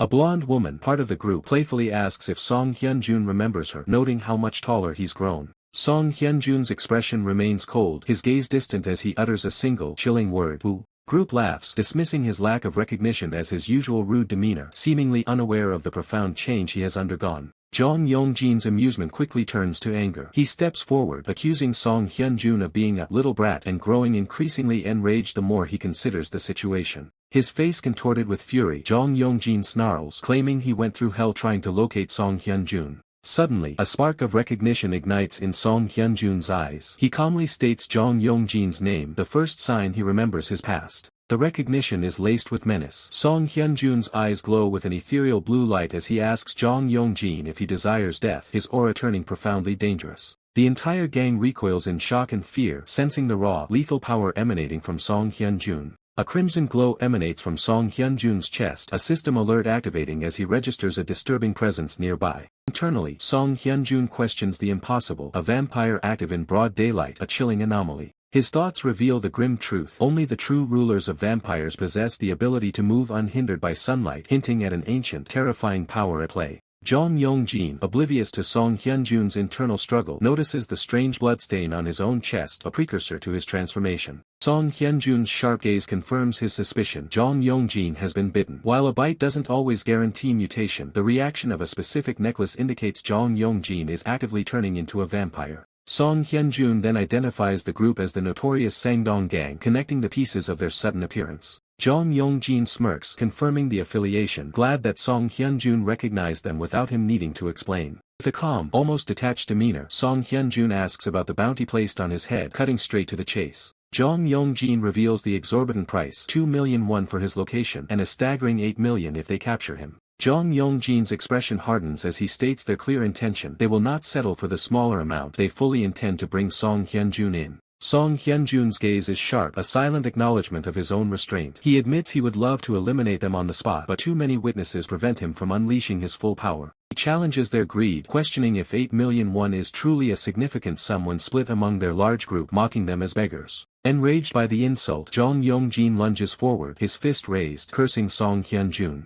Song Hyunjoon calmly blocks the attack, proposing a challenge. If Jong Yong-jin values his biker pride so much, they should settle this like bikers, not like common thugs. Jong Yong-jin pauses, his anger momentarily replaced by surprise at Song Hyunjoon's unexpected proposition. The scene shifts to an overhead view of the street, motorcycles revving, the stage set for a high-stakes race. The masked man steps forward, declaring the rules of a cannonball race are self-explanatory. The finish line, the entrance to Jeonjin Expressway. Jong Yong-jin mounts his bike, a smirk playing on his lips. He taunts Song Hyunjoon, remarking on how long it's been since they rode together and suggesting Song Hyunjoon should have behaved himself. He continues, implying that if Song Hyunjoon had been more agreeable in the past, they could have remained close. Song Hyunjoon remains silent, his expression unreadable as he sits atop his own motorcycle. Song Hyunjoon turns, telling Jong Yong-jin to take a good look at the sunset, a cryptic warning that catches Jong Yong-jin off guard. With his back to the camera, Song Hyunjoon raises a clenched fist, his words a chilling prophecy, because that will be the last sight you ever see. Jong Yong-jin scoffs, dismissing Song Hyunjoon's threat as mere bullshit. A blinding flash of light erupts from Song Hyunjoon's hand, a surge of raw power signaling the activation of an unknown ability. The impact of his power is visually represented by a crumpled, crushed can, a stark demonstration of his destructive capability. Scene shifts dramatically, plunging us into a high-octane street race. A squadron of bikers, led by a burly figure in a red jacket, tears down a wide highway, engines roaring. The bikes weave through traffic, a blur of speed and adrenaline. Han Se-gun, the red-jacketed leader, leans hard into a turn, dominating the asphalt. Han Se-gun's expression shifts from exhilaration to shock as a massive truck suddenly looms ahead. Below, two bikes swerve violently, narrowly avoiding a collision. From an aerial perspective, the chaos unfolds. Two bikes skid and drift, leaving streaks on the road as they desperately maneuver around the imposing truck. Back in the thick of the race, Han Se-gun laughs mockingly, taunting his rival. He shouts about his opponent's declining speed, calling him washed up. Song Hyunjoon, with blonde hair, maintains a sharp, unyielding gaze. A chilling thought crosses his mind. Despite the progression of the vampirification, the target remains human. Lieutenant General, grim-faced, issues a cold command to eliminate them. He muses on the premise of necessary killing, acknowledging the grim reality of his orders. Back to Song Hyunjoon's intense eyes. His inner monologue echoes the Lieutenant General's sentiment. If there's a need to kill, the weight of the decision hangs heavy. On the highway, Han Se-gun's bike skids out, sending him tumbling. Another biker, presumably Song Hyunjoon, speeds past, leaving him in the dust. Han Se-gun yells, demanding to know where he's going. Han Se-gun, having recovered, pushes his bike to its limits, chasing relentlessly. The other bikers in the group are utterly bewildered by the sudden shift in pace. They question the two racers' erratic behavior, noting they're heading towards the highway entrance. The urban landscape is bathed in the orange glow of sunset. A voice on the phone incredulously asks if they're still in pursuit. Lieutenant General's subordinate, on a call, attempts to downplay the situation, calling it more of a race than a chase. His superior is clearly unimpressed, demanding clarification. The Lieutenant General's subordinate's face contorts in frustration. He escalates the description, calling it a battle between men, then curses the crazy bastards involved. A stark, ominous image, the mysterious adversary stands over a defeated figure, a chilling reminder of a past or future confrontation. The narration emphasizes the mysterious adversary's power, stating he is beyond what you guys can imagine. Lieutenant General's subordinate, still on the phone, declares he's heading to the location and orders the other party to hold the target at all costs. The Lieutenant General's subordinate's face is now etched with disbelief and fury. He has just received devastating news. The target has been lost. An establishing shot of a towering construction site silhouetted against the blood-red twilight sky. Figure calls out, "Hey, Han Se-gun." His voice cuts through the air, demanding attention. Song Hyunjoon, now with green hair, stands poised, watching Han Se-gun, who is astride his motorcycle, bathed in the eerie red light of the construction zone. Han Se-gun's enraged face fills the frame. He roars, accusing his opponent of cowardice for abandoning the race midway. An overhead shot reveals the vast, desolate space of the construction site. Han Se-gun's furious accusations echo, calling his rival a coward who has changed completely in a year. Song Hyunjoon's cold, calculating eyes are fixed on Han Se-gun. He calmly asks why the other person didn't simply refuse the challenge. A sudden, brutal impact occurs. Han Se-gun's eyes widen in pain and shock as a projectile pierces his neck, blood erupting from the wound. Han Se-gun clutches his bleeding neck, his face contorted in agony and disbelief. Han Se-gun collapses off his motorcycle, which crashes to the ground beside him. Song Hyunjoon watches, unmoving. Song Hyun-jun, now holding a pistol, walks deliberately towards the fallen Han Se-gun, his silhouette casting a long shadow. The distraught face of Han Se-gun is visible, tears streaming down his face as Song Hyun-jun's voice, cold and detached, echoes, whether it's 1 year or 10 years.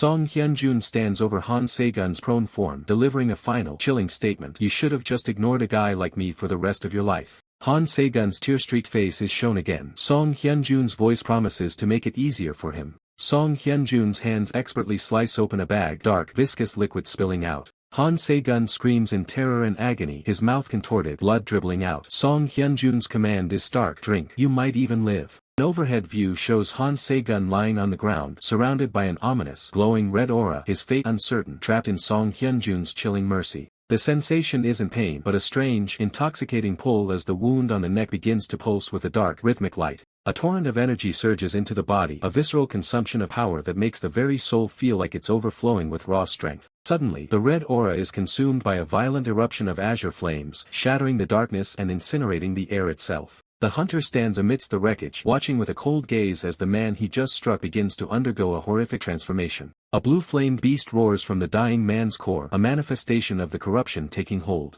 The hunter stares down with detached eyes as the fallen opponent curses him with a final, ragged breath. Blue fire intensifies, eating away at the physical form and leaving behind nothing but a hollow, desperate question. The hunter offers no answer, his expression unreadable as the eerie blue light reflects in his stoic eyes. Silence returns to the concrete tomb, leaving only the flickering remains of a life extinguished by absolute judgment. Above ground, a military unit arrives, the heavy air of the site thick with the scent of ozone and impending conflict. Soldiers stand on edge, their eyes scanning the perimeter for the target, hands tightening on their weapons. The commanding officer's face is a mask of grim determination, knowing that the stakes of this encounter have escalated beyond control. He barks out orders, pointing toward the epicenter of the energy spike detected radiating from the depths. The setting sun casts long, blood-red shadows over the skeletal frame of the unfinished building, a fitting backdrop for the carnage below. Beneath them, the truth is laid bare. The target was a human whose transformation had already reached the point of no return. All that remains is a scorched skeleton, wreathed in the dying embers of blue flames, a warning to any who follow.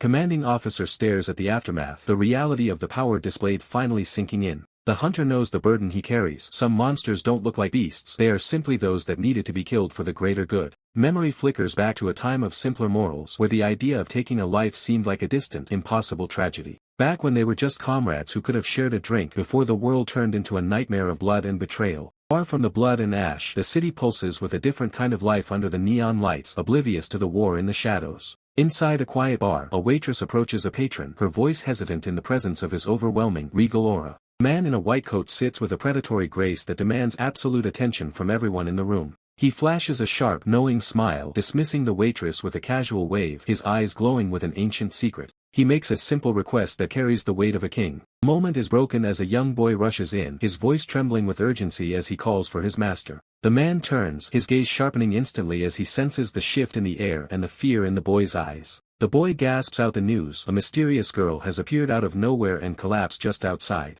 They step out to find a woman slumped against a red sports car, a jarring, broken sight in the middle of the neon-lit street. Dressed in hospital pajamas and barely conscious, she is a new variable in a deadly game. The narrative abruptly shifts, leaving the hospital behind to introduce a new, unsettling dynamic. A young attendant, his eyes wide with concern, addresses his master. Under the neon glow of a city night, a sleek red sports car speeds across a bridge, its headlights cutting through the dark. Inside the high-performance vehicle, the young attendant gazes out the window, his expression troubled by the unfolding events. He calls out to his driver, the man he refers to as master, who responds with a questioning hum, barely glancing away from the road. His blue eyes glow with lingering concern as he presses, "Will you truly be alright with this decision?" His thoughts drift to the woman, still barely conscious in her hospital gown, as he adds, "If we simply abandon that Asian girl to the police." The master, a predatory smile revealing subtle fangs, dismisses his concerns. "There is fate in everything, Wilhelm," he declares, finally naming his attendant, "and I value that greatly." The master presses, "Having met me, don't you know that best?" Wilhelm sighs, rubbing his eye, admitting, "Ugh, that is true, but..." As the car speeds on, Wilhelm confesses, "Sometimes I simply don't understand your thoughts, master." The master chuckles, retorting, "Fate is not always rational, is it?" The journey culminates at a towering skyscraper, its sleek facade reflecting the myriad city lights below. Inside a lavish penthouse, the master stands before a panoramic window, surveying his domain with a calm, calculating gaze. He sips red wine, a satisfied smirk playing on his lips as Wilhelm approaches him. Wilhelm reports, as you ordered. I have returned her to Yonsei Medical Center. The master commends him. Well done, Wilhelm. Then muses, I should pay her a visit sometime. Wilhelm, his blue eyes still holding a hint of worry, directly asks, why do you care so deeply about that Asian girl? Master, still gazing at the city, responds with a cryptic smile, didn't I tell you I was a romanticist? Wilhelm, clearly unimpressed, retorts, you know there's no such thing as a romanticist if you're merely avoiding your responsibilities, right? He continues, offering a stern piece of advice, if you truly seek romance, finish your work first. After that, I couldn't care less if you buy flowers or do whatever you please. Master considers this, a sly expression on his face.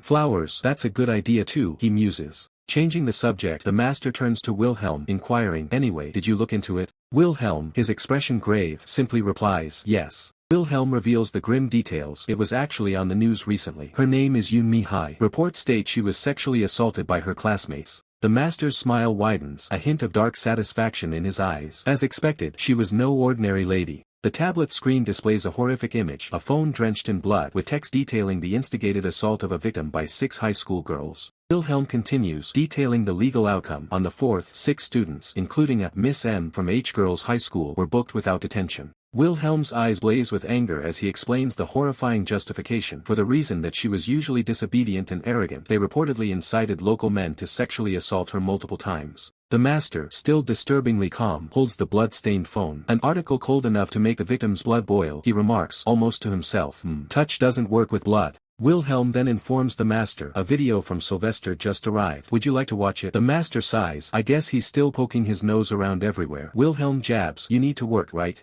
Master, now looking distressed, laments, I heard he went overseas to find me. He must truly despise me. I had hoped to enjoy my visit to Korea after being away for so long. Wilhelm confirms the severity of the situation. Not only did he have me excommunicated from the Vatican, he also had all my accounts frozen. Wilhelm questions, then will you not watch it? The master's resolve hardens. No, I should watch. I need to see it. From the shadows of the past, Song Hyun-jun, in his blonde, elegant form, reclines with a sly smirk, acknowledging the grim task at hand. He remarks, you said to work, after all. The scene shifts to a dark, desolate interior, where a tall, shadowy figure with long, pale hair begins to emerge from the gloom. The figure's silhouette becomes clearer, revealing the imposing frame of the mysterious adversary. Chilling zoom_in focuses on the mysterious adversary's face, his piercing blue eyes glowing with cold, predatory intensity. A grainy, pixelated surveillance feed captures a brutal, one-sided confrontation, the mysterious adversary standing over a fallen victim, a dark trail of blood staining the ground. Back in his opulent setting, blonde Song Hyun-jun's expression hardens as he recites a grim, ancient mantra, ashes to ashes. He continues, his voice devoid of emotion, sealing the fate of the doomed. Dust to dust.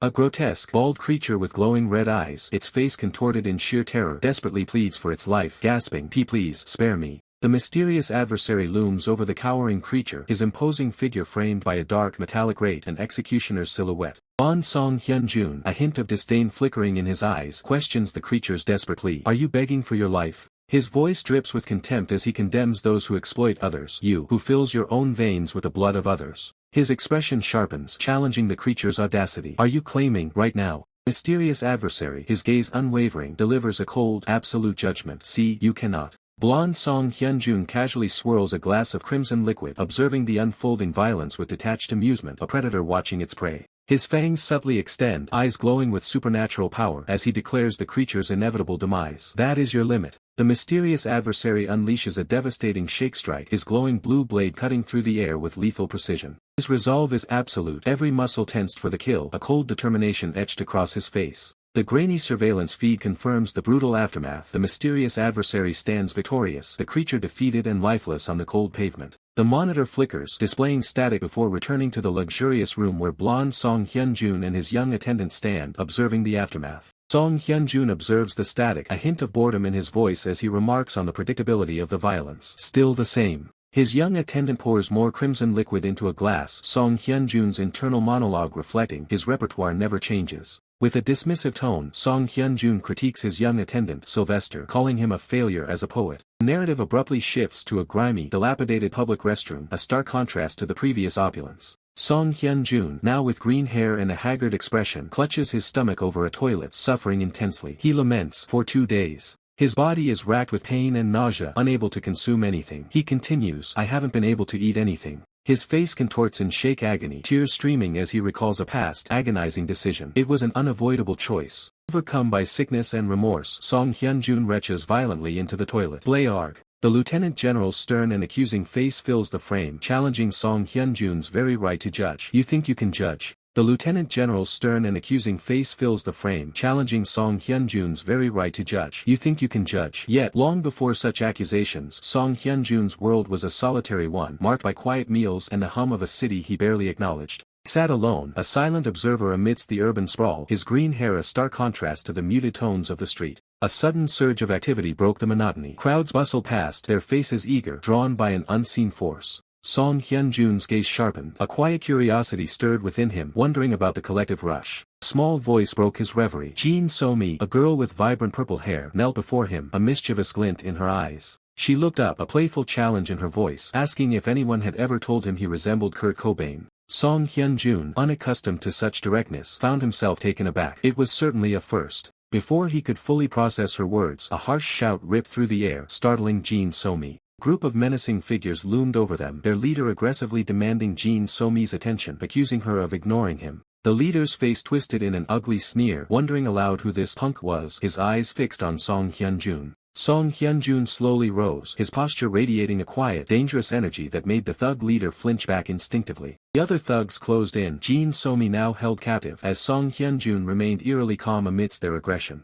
The leader, fueled by rage and humiliation, spat a vicious insult at Song Hyun-jun. In a blur of motion, Song Hyun-jun delivered a devastating blow, sending the thug crashing to the ground in a spray of blood. Jin So-mi watched, a strange mix of shock and fascination in her wide eyes, completely captivated by Song Hyun-jun's sudden, brutal efficiency. Song Hyun-jun stood over the crumpled form, a chilling apology on his lips, devoid of genuine remorse. His expression remained utterly cold as he explained his actions, likening the thug's interference to a bothersome insect. Thug leader, clutching his broken nose, stared at the blood on his hand, utterly bewildered by the sudden, violent turn of events. Song Hyun-jun repeated his dismissive apology, the fallen thug now a mere inconvenience beneath his gaze. His cold explanation echoed, reinforcing his perception of the thug as nothing more than a nuisance. Struggling to his feet, the thug leader's shock morphed into a furious, murderous intent, daring Song Hyun-jun to continue. The remaining thugs surged forward, their shouts echoing threats of violence, urging Song Hyun-jun to follow them. Song Hyun-jun, however, simply turned his back, dismissing their impotent threats with a casual indifference. The idea of these men killing him, a mere person, struck him with a profound, almost detached irony. He glanced back, his eyes burning with a chilling question: did they truly believe they had the right to judge, or to threaten, someone like him? Meanwhile, Jin So-mi, unfazed by the chaos, had calmly pulled out her phone, seemingly recording the entire spectacle. A subtle, knowing smirk played on her lips, as if she were enjoying a private, dangerous melody. Suddenly, a swift kick connected with Song Hyun-jun's side, a desperate counterattack from one of the thugs. But Song Hyun-jun merely braced himself, preparing to unleash his full power as the brawl truly began. Song Hyun-jun's grip tightened, a surge of raw power emanating from his arm as he seized his first attacker, the brawl truly igniting. He moved with luring speed, wrapping around an assailant and delivering a devastating strike to their back, sending them reeling. The street became a battlefield, bodies already littering the ground as Song Hyun-jun dominated. A new attacker lunged, but Song Hyun-jun met the blow head-on, deflecting with one arm while preparing a brutal counterpunch. His fist connected with bone-shattering force, a direct hit to the attacker's jaw. Another opponent crumpled, Song Hyun-jun's form radiating a faint, menacing aura as he surveyed the fallen. Chaos reigned. More figures lay defeated, while others watched, momentarily frozen by the sheer brutality of Song Hyun-jun's assault. One assailant, mid-attack, was caught by a blinding blow, his face twisting in agony as the force ripped through him. He was clearly not the only one. Song Hyun-jun delivered a powerful kick, sending another foe sprawling. The impact left the man gasping, a guttural escaping his lips as he struggled against the pain. Song Hyun-jun moved relentlessly, another opponent collapsing behind him. The assailant hit the ground hard, blood blossoming around him as pained cries of echoed in the alley. Suddenly, a sneak attack from behind connected, a sharp impact to Song Hyun-jun's head. The blow was solid, drawing blood, but Song Hyun-jun remained unyielding, his resolve unshaken. He pivoted, blocking another incoming strike, his stance firm. The attacker's attempt was futile, as Song Hyun-jun was clearly not the one to be trifled with. The assailant, his face already bruised and bleeding, clutched a knife, desperation etched into his features. A deep gash appeared on Song Hyun-jun's back, a testament to the unexpected attack, yet he showed no sign of faltering, letting out a soft Attacker, a stream of blood from his nose, his eyes wide with fear. Song Hyun-jun turned to face his latest aggressor, who now stood paralyzed by dread, letting out a fearful With a swift, precise motion, Song Hyun-jun parried the knife, deflecting the blade with effortless grace. The knife spun away, the attacker's weapon rendered useless in a flash of speed. Song Hyun-jun closed the distance, delivering a brutal counter that sent the man reeling back. The force of the blow contorted the attacker's face into a mask of pure agony, his body buckling under the impact. Tears welled in the attacker's eyes, a mixture of pain and utter defeat washing over him. Song Hyun-jun delivered a final, crushing blow, sending the defeated opponent flying back with immense force. He stared down at the groveling man, a cold challenge in his eyes. Try harder. The defeated man lay whimpering as Song Hyun-jun reminded him, you said you'd kill someone. The man could only manage a pained ugh. Song Hyun-jun's foot hovered, ready to deliver another blow. The man could only groan. Then, with merciless precision, Song Hyun-jun stomped, crushing the man's face. His voice cut through the air. Try it. He continued the brutal assault, a relentless barrage. Do it, he urged, forcing the man to endure. With the last opponent utterly broken, Song Hyun-jun stood victorious, his voice echoing with finality. I said do it. I told you to do it. Another figure watched the devastating display. His victory absolute. Song Hyun-jun, drenched in the blue glow of battle, stood over his broken opponent. His voice, raw with unyielding fury, echoed with finality. I said do it. I told you to do it. Try killing me, UFCKS. You think you can kill someone with just this? Suddenly, the brutal scene fractured into a vivid, ethereal vision of Jin So-mi, her eyes wide with a mix of concern and something else entirely. An unsettling thought, or perhaps a memory, whispered, I'll kiss your open sores. The vision faded, replaced by the harsh reality of Song Hyun-jun, his back to the viewer, stumbling through a desolate city alley. His form was hunched, clearly injured, and struggling to remain upright. Closer look revealed the grim reality. Blood-stained Song Hyun-jun's shoulder, his profile etched with pain and profound exhaustion from the recent trauma. Sweat beaded on Song Hyun-jun's face, his jaw clenched in a silent battle against the agony, his eyes reflecting a deep, lingering struggle. Then, Jin So-mi's face reappeared, streaked with what could be tears or sweat, her gaze filled with a silent, desperate worry. Song Hyun-jun continued to stumble, his body swaying precariously, a trembling hand reaching out into the empty space of the grim alley. His outstretched hand, a desperate gesture, blurred against the indistinct background as his strength finally gave way. With a heavy impact, Song Hyun-jun collapsed, blood splattering around his fallen form. Jin So-mi watched from a distance, a lone, helpless figure in the chaos. Focus shifted to Jin So-mi's bound legs, her hands tied, implying she was captured or restrained, unable to intervene in the devastating aftermath. An aerial view revealed the full extent of the brutal battle, the street littered with fallen bodies, blood painting the cobblestones, a testament to Song Hyun-jun's fight with Jin So-mi still visible in the distance. Abruptly, the grim urban battleground gave way to a serene, sunlit cafe, a stark and jarring contrast to the preceding violence. Inside, a woman with short dark hair diligently swept a polished wooden floor, embodying a picture of domestic calm and routine. She paused, sighing, wondering aloud if she needed to hire a part-timer, a mundane moment of fatigue in her quiet establishment. The cafe owner then turned, looking out the window, her gaze thoughtful as she took a brief respite from her chores. Outside, a sleek, dark sports car glided into view, its luxurious presence hinting at a new, significant arrival. With a dramatic flourish, the car's elegant butterfly doors swung open, revealing the driver within. The cafe owner, hearing a chime, greeted the new arrival with a bright, welcoming smile. A man with flowing white hair stepped out, immediately chiding the cafe owner for calling him Sylvie. As they walked, the cafe owner questioned his early and unexpected return, a hint of curiosity in her voice. The white-haired man, with a knowing smirk, critically attributed his return to his appreciation for Dostoevsky, suggesting deeper, unseen motives. Suddenly, the scene snapped back to Song Hyun-jun, shirtless and disoriented, kneeling on a blood-stained bed in a messy room, the pain of his injuries palpable. His eyes widened in confusion and alarm as he tried to piece together the fractured memories, questioning when exactly he passed out. His gaze fell to the floor, where Jin So-mi lay unconscious amidst the disarray, prompting him to wonder aloud, and, where is this? The full extent of the chaotic room was revealed, discarded items, bloodstains, and other unconscious figures, making Song Hyun-jun declare the place a total mess. Song Hyun-jun inspected his deep wound, noting the pathetic attempt at first aid with mere tissues, a grimace of disbelief on his face as he questioned, tissues? You call this first aid? Jin So-mi stirred, her eyes fluttering open as she asked if he was awake, then quickly confirmed it. Ah, yeah. As Song Hyun-jun attempted to rise, Jin So-mi, noticing his grievous knife wound, apologized for her intrusion and offered to leave, then pointed out why you were stabbed by a knife. Song Hyun-jun, turning with a pained expression, looked at her, his concern evident as he asked, if you leave like that, are you okay? Jin So-mi hesitated, escaping her lips as she looked at Song Hyun-jun, a strange resolve growing in her eyes. With surprising directness, Jin So-mi leaned in and boldly asked Song Hyun-jun, do you want to do it with me? Leaving him utterly stunned. She pressed closer, her voice a soft murmur, questioning if he wasn't going to touch her, her intentions now undeniably clear. Jin So-mi offered a coy smile, declaring that she was okay with him, further pushing her unexpected proposition. Song Hyun-jun recoiled, springing to his feet in disbelief and anger, demanding if she was crazy or had sniffed glue or something. Jin So-mi shrank back, her face flushing with embarrassment as she meekly offered, sorry. Jin So-mi, still flustered, looked up at Song Hyun-jun, who remained stoic, a bead of sweat tracing his temple. The tension in the room was palpable. Song Hyun-jun then explained his earlier aggression, stating he hadn't eaten in days and was on edge. He offered a somewhat dismissive apology for beating up her alleged boyfriends. As he turned, Jin So-mi hesitantly called out to him, her voice barely a whisper. With a desperate plea, Jin So-mi knelt on the floor, imploring Song Hyun-jun to let her accompany him. Later, the scene shifts to a quiet convenience store where simple instant noodles and rice balls sit on a counter, bathed in the warm glow of the afternoon sun. Inside, Jin So-mi and Song Hyun-jun sat eating, a silent truce between them as they refueled. Jin So-mi devoured her meal with gusto, her cheeks puffed out as she enjoyed the simple food. Song Hyun-jun watched her, noting her hearty appetite and the fact that he was footing the bill. Breaking the silence, Jin So-mi clarified that the men he beat up were not her boyfriends. Song Hyun-jun responded with a questioning hum. She further explained that she only followed him because she was worried about getting lost. Song Hyun-jun, with a slight smirk, challenged her, asking if he looked like a child. Outside the convenience store, people passed by, oblivious to the unique pair inside. Jin So-mi looked away, her expression pensive as she considered his words.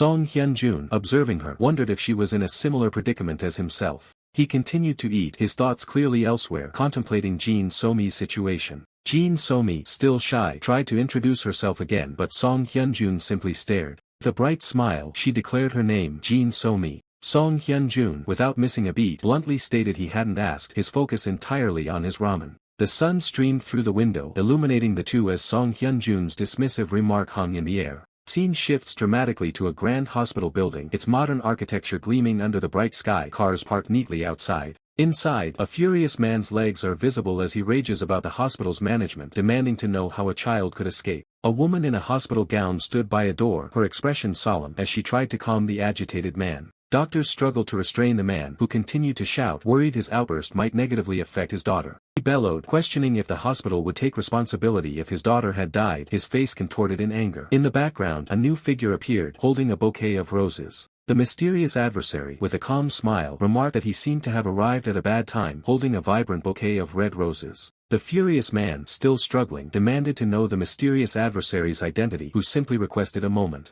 The casual snap of his fingers, the mysterious adversary unleashed a burst of purple energy, directly impacting the angry man. The man's eyes glowed with an eerie red light, and the surroundings warped into a psychedelic, iridescent pattern, signifying a powerful, reality-bending effect. The Crimson Witch, still in her hospital gown, watched the unfolding horror with wide, shocked eyes. The mysterious adversary, with a calculating gaze, reviewed information, noting articles and related data. He learned that the Crimson Witch had been hospitalized for a full year, musing on the false strength humans often perceived in themselves. He concluded that if her heart had already died, she wouldn't have been able to leave the hospital, hinting at her unique condition. With a confident stride, the mysterious adversary approached the Crimson Witch, offering a belated apology for yesterday's events. He expressed regret for not realizing her struggle to escape and for returning her to such a place. The Crimson Witch looked at him, her gaze falling upon the bouquet of roses he held, a silent question in her eyes. With a chilling smile, the mysterious adversary asked if she would come with him, then swiftly revealed his true intention. This was a kidnapping. The Crimson Witch's face fell, her expression now filled with despair as the reality of her situation settled in.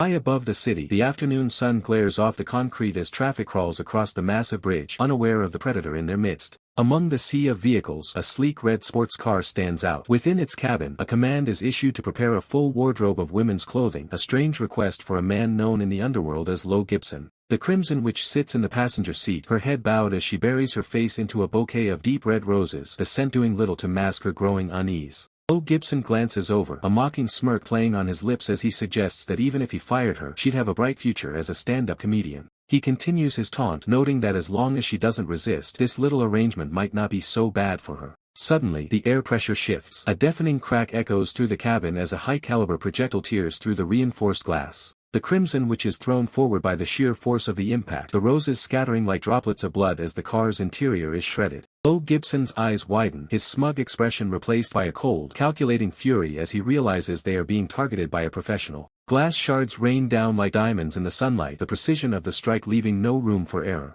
6 distinct bullet holes smolder in the back of the driver's seat, a terrifying display of marksmanship that narrowly missed the vital organs of its occupants. Red car swerves, its rear window completely blown out, revealing the devastating accuracy of the ambush. Through a high-powered digital scope, the car is perfectly centered in the crosshairs, the blue-tinted HUD calculating distance and windage with lethal efficiency. The shooter's view remains steady, tracking the vehicle through the heavy traffic as if it were standing still. The lens of the massive rifle reflects the bright sky, a cold eye looking down upon its prey from the shadows of a skyscraper. On the roof of a nearby building, a man with long, flowing white hair stands tall, his massive anti-material rifle still smoking from the discharge. He lowers the weapon with practiced ease, his movements fluid and devoid of any hesitation. With a chilling smile and eyes glowing with a faint blue light, he asks if his greeting was sufficient for the occasion. Sometime later, the damaged vehicle arrives at a grand, high-rise hotel, the luxury of the building contrasting sharply with the violence they just escaped. The bodyguards move quickly to comply, their faces hidden behind dark sunglasses as they take charge of the silent woman. As they lead her away, Lo Gibson is approached by a high-ranking subordinate who presents him with the evidence of the attack. In the subordinate's hands lie the 6 spent rounds recovered from the vehicle. The man's voice trembles as he describes the impossible speed of the shooter. The subordinate notes that 6 shots were fired in the blink of an eye, all aimed directly at the Crimson Witch. It was only luck that they were ordinary lead. Man's face is pale with sweat. He knows that if those had been silver bullets, the outcome would have been catastrophic. Lo Gibson's smile doesn't reach his eyes. He understands the message being sent by his adversary. He muses that even a single particle of spilled blood from a silver round would have triggered a force transformation, turning her into a vampire instantly. Looking at his subordinate, Sylvester, Lo Gibson comments on how much of a gentleman he has become, though the underlying threat in his voice is unmistakable. Meanwhile, in a desolate part of the city, a rugged motorcycle sits idle, its frame covered in grime and battle scars. Song Hyun-jun stared at his battered motorcycle, a heavy sigh escaping him. He longed to repair it or simply buy a new one. His empty wallet confirmed his grim reality. He had no money. Dejected, Song Hyun-jun sat on a desolate bench beside his broken ride, the weight of his financial struggles pressing down. He cursed the old dealer who refused his business, citing his age. It was infuriating. His vampire hunting wouldn't stop, but he desperately needed to sell the collected blood. He knew he had to find another dealer willing to trade with minors, but the question of how to even begin loomed large. Suddenly, a cheerful voice interrupted his thoughts. Jin So-mi, with wide, sparkling eyes, exclaimed his name with a familiar nickname, Kurt Cobain. Song Hyun-jun could only utter a bewildered sound as Jin So-mi, without a word, plopped herself onto his lap. Now settled on the bench, with Jin So-mi still on his lap, she casually complained about her legs going numb. She pressed him on his destination, as if they were old acquaintances, prompting Song Hyun-jun to retort that she spoke as if they'd already been somewhere together. Song Hyun-jun, already on his motorcycle, curtly advised her to go home and get some sleep. When she deflected his question about her address, he shifted to asking about her friends. Jin So-mi, now alone on the bench, revealed that her friends had all gone to meet their boyfriends or simply headed home. Song Hyun-jun, looking back at her, told her she should go home too, questioning if her parents would worry about her being out so late, wondering if she was a runaway. His gaze sharpened as he listened intently to her response. She confessed, her voice barely a whisper, that she was an orphan. The rare hint of compassion, Song Hyun-jun told her to hop on, offering to take her. The motorcycle roared to life, carrying Song Hyun-jun and Jin So-mi away into the night. Jin So-mi leaned into him, her eyes closed, finding a moment of peace amidst the city's hustle. Images flashed through Song Hyun-jun's mind, revealing Jin So-mi's past as a so-called delinquent girl surrounded by her friends. A darker memory surfaced, an oppressive father, his tyranny etched in her fearful expression as she knelt, a shattered phone on the floor. His cruel words echoed, demanding she simply die, leaving her trembling in despair. Her raw despair screamed through the memory, a wish for death over a miserable life, her teeth bared in anguish. Her eyes held the fire of rebellion against being treated as mere property, a desperate plea to escape her torment. Car blazed in a fiery wreck beneath a cold, starry sky, a symbol of destruction and a turning point in her tragic past. Then, a somber scene, a young girl kneeling before an altar, 2 portraits above, marking the funeral of those she lost. Song Hyun-jun's thoughts returned to the present, reflecting on a life that had, since then, simply been. He reflected on his own past, a cycle of self-destruction, a surrender to madness, mirroring Jin So-mi's own journey. He acknowledged his limits, unable to offer comfort or bear her burdens, for he couldn't live her life or take responsibility for it. Despite the fragmented narrative, he could now piece together her tragic story, even after hearing it only a few times. Chilling thought crossed his mind, was her story so clear because it mirrored his own, or was there something more? Her sudden, bold question cut through the air, an audacious proposition, as she leaned in close and touched his chest. His harsh, unfiltered retort, "Crazy bitch," escaped his lips, his face contorted in disgust. Jin So-mi recoiled, her eyes wide with shock, as Song Hyun-jun abruptly pulled away from her. With a burst of speed, Song Hyun-jun's motorcycle sped away, leaving Jin So-mi behind in the fading light. The quiet city street stretched out, now empty, as the echoes of their encounter faded into the night. Jin So-mi gestures towards a building, instructing Song Hyun-jun that their journey has concluded. He sits atop his motorcycle, a silent sentinel in the fading light. Jin So-mi's concern is palpable as she questions Song Hyun-jun's next move. He calmly states his intention to head home, the motorcycle idling between them. As Song Hyun-jun turns his back preparing to leave, Jin So-mi calls out, a desperate plea hanging in the air. Her voice filled with longing, Jin So-mi presses for a future meeting, her hands clasped in hopeful anticipation. Song Hyun-jun offers a casual suggestion, his gaze averted, hinting at a simple, familiar rendezvous. He offers the possibility of another shared breakfast at the convenience store, a small gesture of connection. The roar of an engine shatters the silence as Song Hyun-jun accelerates, his motorcycle a dark blur against the cityscape. Song Hyun-jun curses the old motorcycle, acknowledging its sentimental value despite the inherent danger it poses to his survival. His thoughts turn to the harsh realities of his situation, recognizing the urgent need to secure funds. A sharp, resolute glint appears in Song Hyun-jun's eyes, hardening with determination. Song Hyun-jun navigates the city streets, the motorcycle's headlight cutting a path through the urban night. Gentle chime of a bell announces Song Hyun-jun's arrival as he pushes open the door to a building bathed in warm light. His expression is taut, a mixture of anticipation and weariness etched across Song Hyun-jun's face as he steps inside. Song Hyun-jun's voice cuts through the quiet, calling out the name of a man with long, white hair and piercing blue eyes, Sylvester. Interior of the establishment is revealed, a cozy cafe or restaurant now mostly empty save for a few patrons. Song Hyun-jun approaches Sylvester, questioning his recent arrival. Sylvester, composed, offers a brief reply. Song Hyun-jun observes the documents on the table, their contents hinting at the nature of Sylvester's work while Sylvester silently scrutinizes them. Song Hyun-jun's face remains partially obscured by shadow, his thoughts unreadable as he reviews the contents of the file. Sylvester's calm demeanor shatters, a harsh expletive escaping his lips as he reacts to the disturbing information within the documents. Sylvester's blue eyes gleam with a dangerous intensity as he confronts Song Hyun-jun, accusing him of newfound arrogance. The threat hangs heavy in the air as Sylvester delivers a chilling ultimatum, his words laced with lethal intent. Song Hyun-jun's head is slightly bowed, his expression unreadable, absorbing Sylvester's harsh words. Sylvester's gaze sharpens, probing Song Hyun-jun for a personal connection to the subject of the documents. The sudden, forceful impact, Song Hyun-jun slams his fist onto the table, the sharp sound echoing his unspoken frustration. Unperturbed by the tension, a background patron calmly sips his coffee, a stark contrast to the brewing storm. Outside, a group of women poses for photos, oblivious to the ominous internal monologue reflecting on a troublesome partner. Rain begins to lash down, transforming the city street into a slick, shimmering canvas under the glow of neon signs. A pair of chilling eyes, red pupils against blue irises, observes the scene. A thought, tinged with disdain, reveals the arrival of an outsider from the powerful Phantasmagoria clan. Inside a dimly lit room, a formidable group of men, including a bald enforcer and a muscular figure, gathers in anticipation. Jae-young, the imposing leader of the Jikyo clan, his face partially obscured by sunglasses that hide glowing red eyes, exudes a dangerous aura. A young man with blonde hair and a briefcase stands confidently, his words a subtle provocation towards the assembled figures. The blonde youth addresses the room, his voice sharp with contempt, warning the gathered men against disrespecting his master.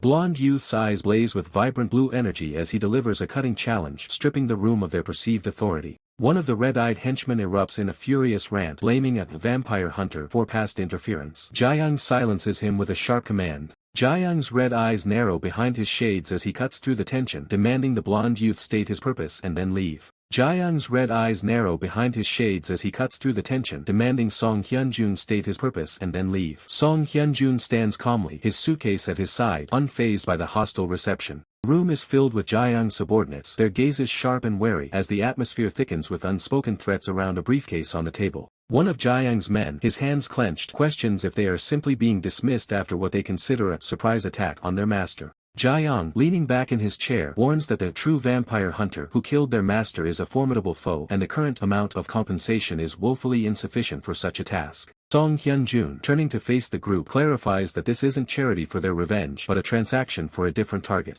Jae-young's expression remains cold as he reveals that their esquire isn't even in Korea right now, questioning Song Hyun-jun's true motive for being there. Song Hyun-jun begins to remove his jacket, stating his true objective is a much weaker individual. Faint red energy crackles on the table as Jae-young and his men watch intently, a sense of unease settling in the room. Jae-young takes a photo from the table, his red eyes scanning the image with a calculative glint. The photo reveals Song Hyun-jun with green hair, identified as Sylvester's disciple. Jae-young remarks that for this level of target the current group is more than capable. From an overhead perspective, the room appears tense as the conversation shifts to the target's location, Seoul, Gwangju. Jae-young implies that any further details must be earned. Jae-young, still holding the photo, sarcastically labels Song Hyun-jun a terrible client for his minimal disclosure. A man in a suit, sitting at the table, slams his hand down, an expression of shock and anger distorting his face. His face contorted in a snarl, the man shouts in disbelief, recognizing the person in the photo. Another man asks if he knows the target, to which the angry man confirms, identifying the target as the high schooler who visited their club previously. The man in the suit reacts with astonishment, realizing the connection. Song Hyun-jun, his back to the viewer, observes the reactions, noting that things appear to be progressing swiftly. Jae-young smiles knowingly, acknowledging that the task could be completed quickly, ensuring their payment. The scene shifts to a breathtaking view of a towering skyscraper, the city lights shimmering below through a veil of rain. Inside, Song Hyun-jun and the Crimson Witch stand before a vast window overlooking the rain-soaked metropolis, a quiet intimacy between them. Crimson Witch observes his expensive attire, remarking on his undeniable wealth. She turns her head, her dark silhouette stark against the blue light, questioning his interest in her. Song Hyun-jun, from behind, muses that his interest is a difficult question, perhaps a sentiment of the blood kin, then asks if she truly desires him to grant her every wish. He turns, his blonde hair and glowing blue eyes piercing, stating that if it's possible, he will grant anything. The Crimson Witch looks out, a contemplative expression on her face as the rain continues to fall. Song Hyun-jun's glowing blue eyes fixate on something unseen, declaring his desire to go where those guys are. He utters a single, chilling word, haunt, revealing a darker purpose. A spectral, glowing figure manifests as the narrator explains that those who survive beyond their lifespan and maintain life indefinitely begin to hear a distinct sound. Close up on an ear, bathed in red and blue energy, illustrates this sound, a clear, vivid voice inciting destruction and death, unheard by the living. Song Hyun-jun, his expression serene yet profound, states his preference for patience over pleasure. The Crimson Witch turns to him, her gaze questioning, repeating his word, patience. Song Hyun-jun explains that if there is something to protect through patience, then even the fires of hell become sweet. The Crimson Witch looks at him, her expression unreadable, asking if he truly believes such a thing. The mysterious adversary affirms his conviction, stating he doesn't intend to force his beliefs but assures the Crimson Witch that good days will surely come. His glowing eyes narrow, a silent question hanging in the air as he ponders if such good days ever truly existed. Through the distorted reflection of rain, the Crimson Witch's silent thought echoes, lies. Yet, a cold resolve settles over her features. It doesn't matter. The mysterious adversary's gaze hardens, acknowledging the worst, a profound detachment from life itself. A delicate hand reaches, a silent gesture of comfort or perhaps a prelude to something far more sinister, grazing the mysterious adversary's throat. As a single drop of blood wells from his finger, the mysterious adversary muses that even the gift of revenge wouldn't be unwelcome. Crimson Witch turns away, her silhouette a dark mystery against the muted light, her thoughts concealed. In a tender, yet melancholic embrace, the mysterious adversary holds the Crimson Witch, the rain outside mirroring the somber mood within. A younger figure, a subordinate, approaches the embracing pair, reporting to his master about the Jikyo clan. The subordinate's voice rises in an urgent call, demanding his master's attention. The young man's eyes ignite with a vibrant blue, a surge of potent purple energy radiating from his form. Outside, the heavy rain continues its relentless descent, washing over the world. Song Hyun-jun's intense gaze pierces through the falling rain, his expression resolute. Standing in a dimly lit establishment, Song Hyun-jun declares with disdain that he is a disgusting bastard. As water splashes over a glass being cleaned, the unseen speaker continues, elaborating that despite his longevity, the man's body has rotted to the bone, corrupted by wealth and power. The speaker's voice drips with incredulity, finding it absurd that such a person would dare speak of saving humanity. The long-haired clergyman, illuminated from behind, calmly retorts that the individual in question is no god. Song Hyun-jun, still thoughtful, challenges the clergyman, asking what he, a clergyman, intends to do. The clergyman remains composed, his hand resting serenely on the table. Clergyman's eyes flare with an ethereal blue as he points a finger, a silent, powerful declaration.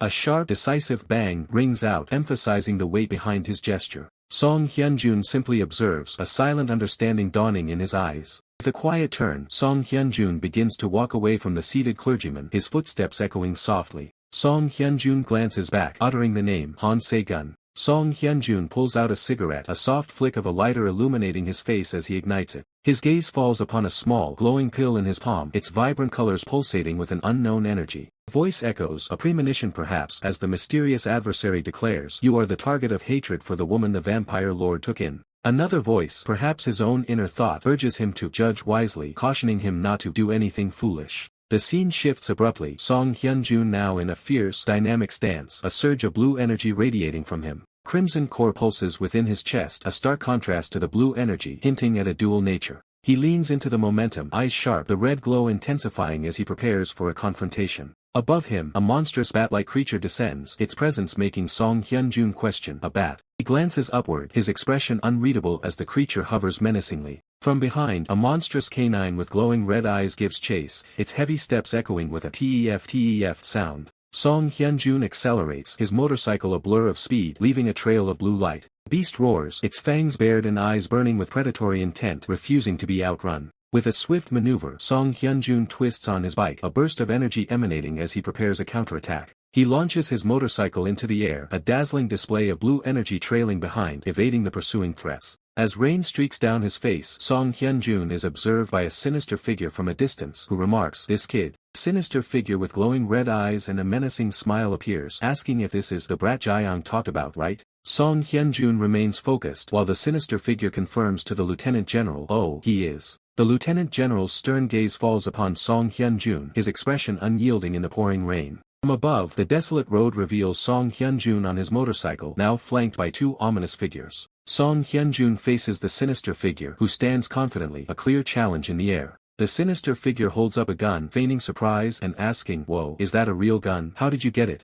A vortex of water and energy erupts, a powerful skill activated in the downpour. Song Hyun-jun's motorcycle will spins furiously, kicking up a torrent of water as he prepares to evade or counter. A hand is violently struck by the swirling water, indicating a fierce exchange of blows. The sinister figure intercepts Song Hyun-jun, effortlessly catching the spinning wheel of his motorcycle, halting his advance. With chilling precision, the sinister figure aims his gun directly at Song Hyun-jun, his red eyes gleaming. A blinding flash of orange energy erupts as Song Hyun-jun is struck by the powerful blast. The sinister figure recoils, genuinely startled, exclaiming, "You startled me." Force of the attack sends Song Hyun-jun and his motorcycle hurtling through the air, debris scattering. The lieutenant general watches, a subtle, almost imperceptible smirk playing on his lips as Song Hyun-jun is launched into the distance. Song Hyun-jun crashes back down, impacting the wet asphalt with a violent splash, the sound of the fall echoing. Despite the brutal fall, Song Hyun-jun's eyes glow with an ethereal blue light, his resolve unbroken. The sinister figure touches his cheek, a thin line of blood emerging, as he mutters, "Ah, shit." The lieutenant general stands beside the sinister figure, acknowledging Song Hyun-jun's tenacity. "That brat's pretty good."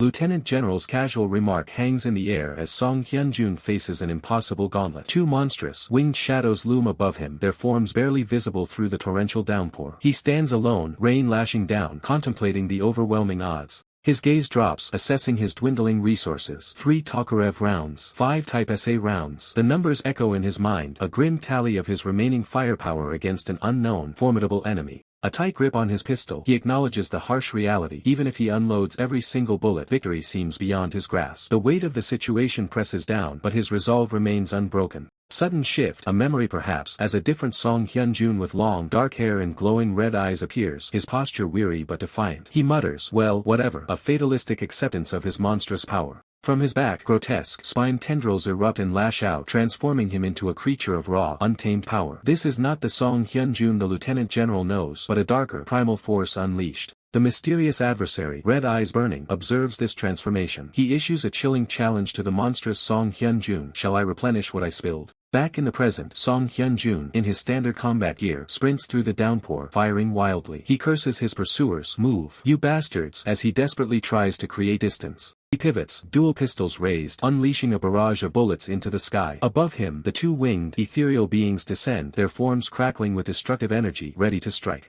The flashback returns, showing the transformed Song Hyun-jun, now 2 forms, moving with incredible speed. Dark tendrils whip around them, deflecting attacks as fiery energy erupts from their fists in a devastating counterattack. One of the monstrous Song Hyun-jun screams defiance, nowhere near enough, as he unleashes a powerful, sweeping attack with his tendrils, asserting his dominance even against overwhelming odds. Chase continues in the present. Song Hyun-jun races down the rain-slicked road, his pistols blazing. The shadowy, tentacled figures are relentless, closing in from behind, their pursuit unwavering. Standing ominously in the downpour, the mysterious adversary and the lieutenant general's subordinate watch, their red eyes glowing with predatory intent. Their silent presence confirms the depth of the conspiracy. Suddenly, the mysterious adversary appears, confronting Song Hyunjun directly. His voice drips with menace as he asks, "Where do you think you're going?" Song Hyunjun's boot slams into a puddle, sending water splashing high. He stops abruptly, forced to face his formidable opponent head-on as the chase culminates in a direct confrontation. With a surge of power, Song Hyunjun unleashes an energy blade, clashing violently with the mysterious adversary. The impact creates a shockwave, sending rain and energy flying.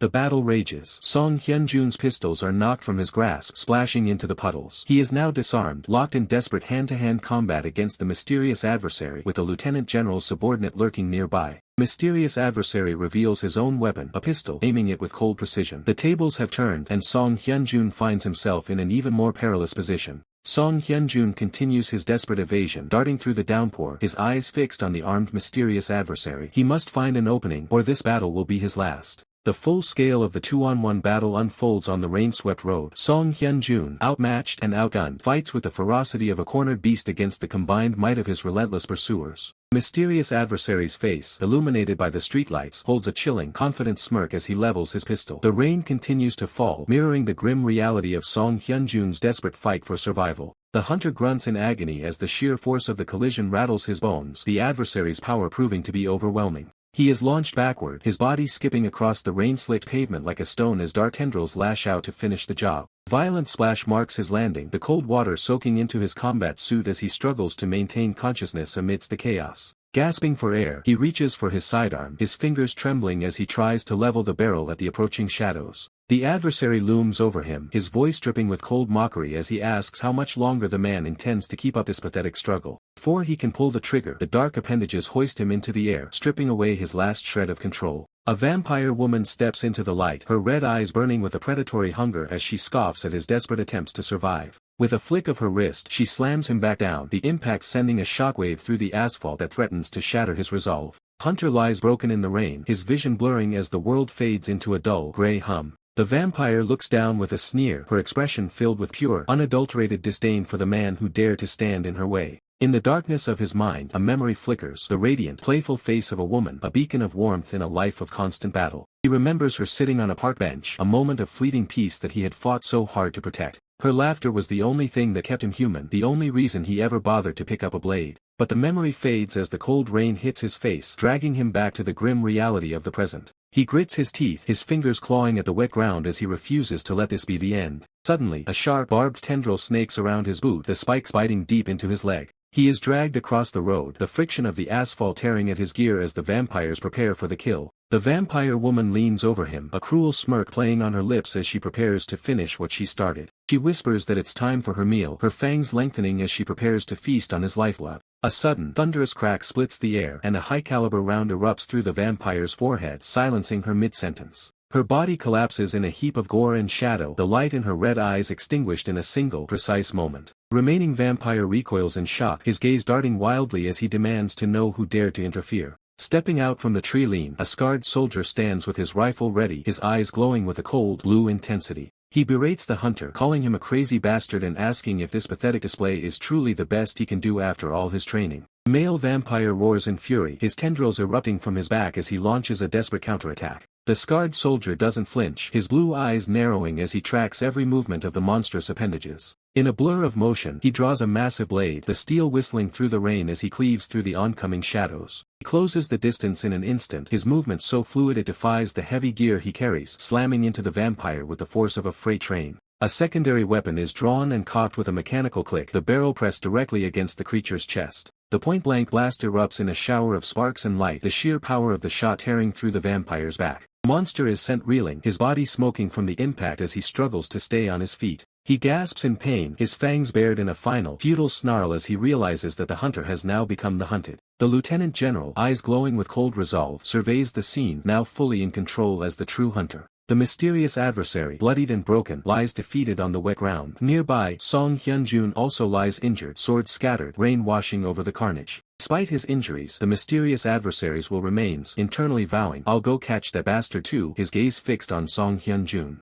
The lieutenant general, holding his shotgun, barks an order to his subordinate to quickly siphon the blood and guard the goalpost. The mysterious adversary's head hangs low, blood staining his face as he endures the agonizing draining process. Chilling device is pressed into the mysterious adversary's skull, systematically extracting his potent blood. As his essence is siphoned, the mysterious adversary reflects on the unique quality of the blood, wondering if it's because they are true vampire kin and inherently different from lesser vampires. His eyes are closed, a grimace of pain and realization etched on his face as the siphoning continues, the cost of his defeat becoming clear. Questions if this inherent strength is why they were so formidable. His back shows signs of brutal combat, a testament to the power that brought him down. In a stark contrast, a hand reaches out, gripping the hilt of a katana, water splashing from the impact. This is Song Hyun-jun's resolve, rising from the ashes of defeat. The oppressive, rainy night sky looms over the city, the only light coming from distant street lamps, setting a somber tone for the battles to come. A flashback reveals Song Hyun-jun, his face heavily bandaged, showing the raw scars of past battles and his enduring resilience. Scene shifts to Song Hyun-jun, now with green hair and an aura of power, standing victorious over the defeated mysterious adversary, while the lieutenant general observes nearby. This is a moment of triumph, a different timeline where Song Hyun-jun claims victory. Another memory surfaces. Song Hyun-jun, with blonde hair, stands amidst a gruesome scene of fallen comrades, blood staining the ground, fueling his quest for vengeance. He faces a shadowy figure, likely the mysterious adversary, in the pouring rain, both armed, locked in a tense standoff that defines their rivalry.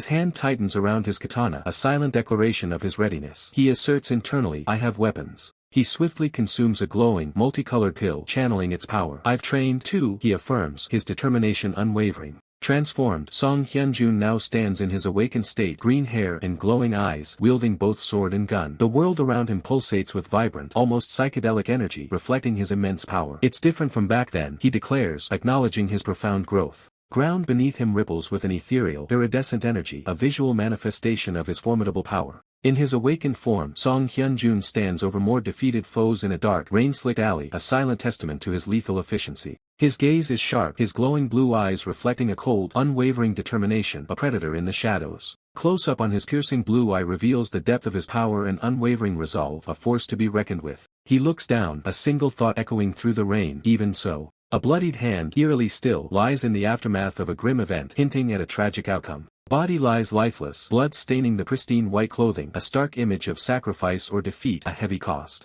A close-up on a mouth, blood trickling from the corner, emphasizes the brutality of the scene, a life fading. The Crimson Witch stands in a room bathed in an ominous blue glow, with Song Hyun-jun present and other figures lying still on the floor. The air is thick with tension and sorrow, a climax unfolding. Somber text overlay speaks of creation and the ritual of death. "In the beginning, the Lord created Adam from dust and created Eve from Adam's bone. Death is a holy ritual of returning to Eden." Below, hands reload a pistol, suggesting a grim, final purpose. A gun is aimed directly at the back of the Crimson Witch's head, a chilling moment of betrayal or execution, her fate sealed. "Maybe I already knew," a voice narrates, adding to the tragic atmosphere. The Crimson Witch lies lifeless, bloodied, a final, heartbreaking image. "Ashes to ashes, dust to dust," the narration concludes, marking a profound and irreversible loss. The aftermath is a bloodbath. A wounded vampire clutches his chest, gasping for air as the life drains from his eyes. He curses his fate, knowing the end is near. Through the torrential downpour, a figure looms like a specter of death. Sylvester stands motionless, his blade humming with a lethal, azure glow. In a flash of blinding light, the air is sliced into a grid of pure energy. The vampire doesn't even have time to scream before his body is reduced to a geometric mess of gore. Watching from the shadows, the lieutenant general remains unimpressed. His cold, calculating eyes reflect the carnage without a hint of remorse. He sighs, complaining that Sylvester's overkill makes it impossible to draw a decent blood sample from the remains. To him, this isn't a battle, it's a botched harvest.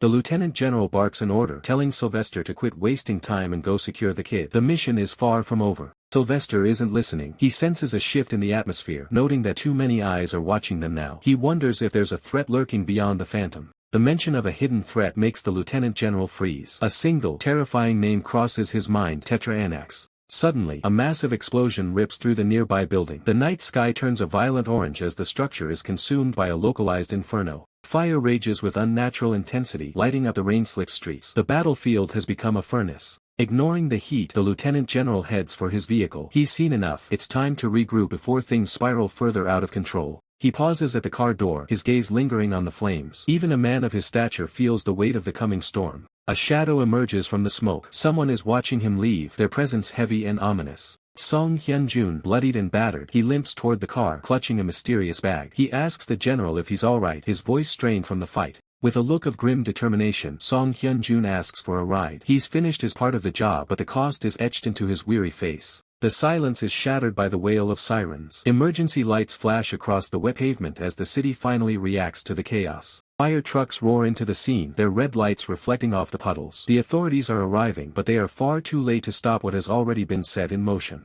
Firefighters scramble to contain the blaze, unaware that they are standing on a site where supernatural powers just collided. From high above, the scale of the destruction is clear. The building is a hollow shell of fire, a beacon of warning to the rest of the city. Sylvester watches the flashing lights from a distant rooftop. He remains untouched by the rain, a silent observer of the human scramble below. His glowing blue eyes are cold as ice. The battle was just a prelude. His true objective is still ahead. As lightning streaks across the sky, Sylvester stands surrounded by alley cats and birds, animals that seem drawn to his dark energy. He looks down at a stray cat and commands it to spit it out. Even the beasts are tools in his investigation. The cat hacks up several spent bullet casings. Sylvester examines them, evidence of a specific type of firepower used during the skirmish. He stands tall in the rain, a master of his domain. The pieces are falling into place, and the hunt is about to get much more personal. Scene shifts to Arjuna, a high-end establishment where the elite gather to discuss matters of life and death away from prying eyes. Luxury cars line the street outside, their polished surfaces gleaming under the streetlights. This is where the real power resides.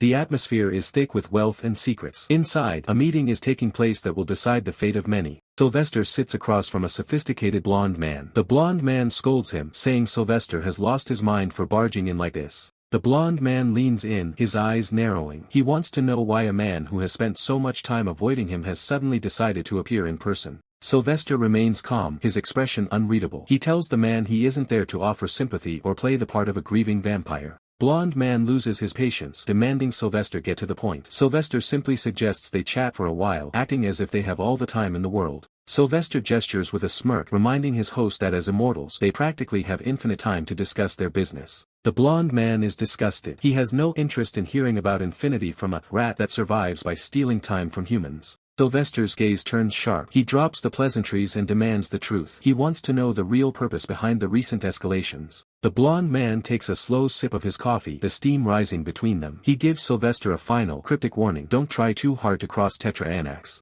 Sylvester's eyes glow with a fierce, blue light. He finds it ironic, a vampire worrying about a vampire hunter. The alliance is fragile, and the real war is only beginning. White-haired man watches as the other man's lips curl into a sardonic smile. The man's voice, calm yet cutting, delivers a stark warning. The white-haired man meets the challenge head-on. He questions the other, daring him to reveal his true intentions and whether he will resort to force. A pistol lies casually on the table, a stark symbol of readiness for conflict. The unspoken message is clear: he will not be easily swayed. The man's eyes glow with cool confidence. He accepts the unspoken challenge, appearing ready to settle things immediately, without hesitation. Two powerful figures sit across from each other, a fragile peace maintained by a thin veneer of civility. The air crackles with unspoken threats and simmering power. The man's gaze intensifies, a silent warning in his glowing eye. He reminds the other that the era of brute force is long past, replaced by a new, more calculated order. With a delicate clink, the man sets down his teacup. He asserts that barbaric methods go against his nature, even as the tension between them remains. Man declares his absolute authority, his eyes burning against a backdrop of crimson power.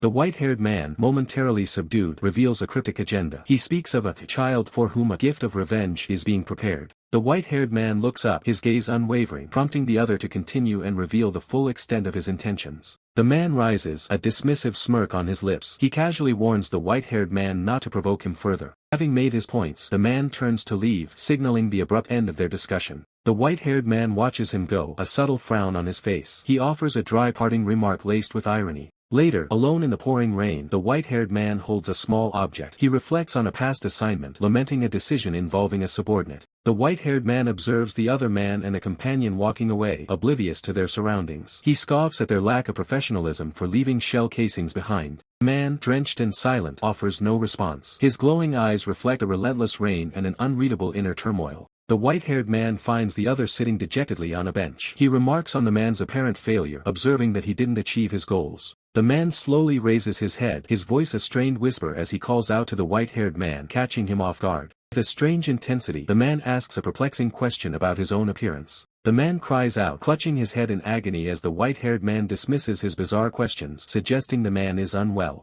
The rain continues to pour as the man struggles, his face contorted in pain, battling an unseen torment within his mind. Utterly defeated, the man sits alone on the bench, his head buried in his hands, a silhouette of despair against the relentless downpour. The scene shifts to a bustling city night, illuminated by the vibrant glow of neon signs and a distant crescent moon. A terrified man stumbles through a darkened alley, his face bruised and his hand outstretched in a desperate plea for help. Towering above him, a monstrous, horned entity looms, its dark silhouette and gaping maw promising a gruesome end. Meanwhile, three men talk outside a late-night shop, oblivious to the horror nearby. They discuss their work and the lack of customers. Their disgruntled conversation continues as they discuss their employer and the difficulty of reporting their situation. Suddenly, a chilling sound echoes through the night, seizing one man's attention. He pauses, his expression shifting to one of confusion and unease. He peers down the dimly lit alley, a shadowy figure visible amidst unsettling sounds. A growing sense of dread washes over him. The horrifying truth is revealed. A monstrous entity is devouring a victim. The observer watches in shock at the grotesque scene.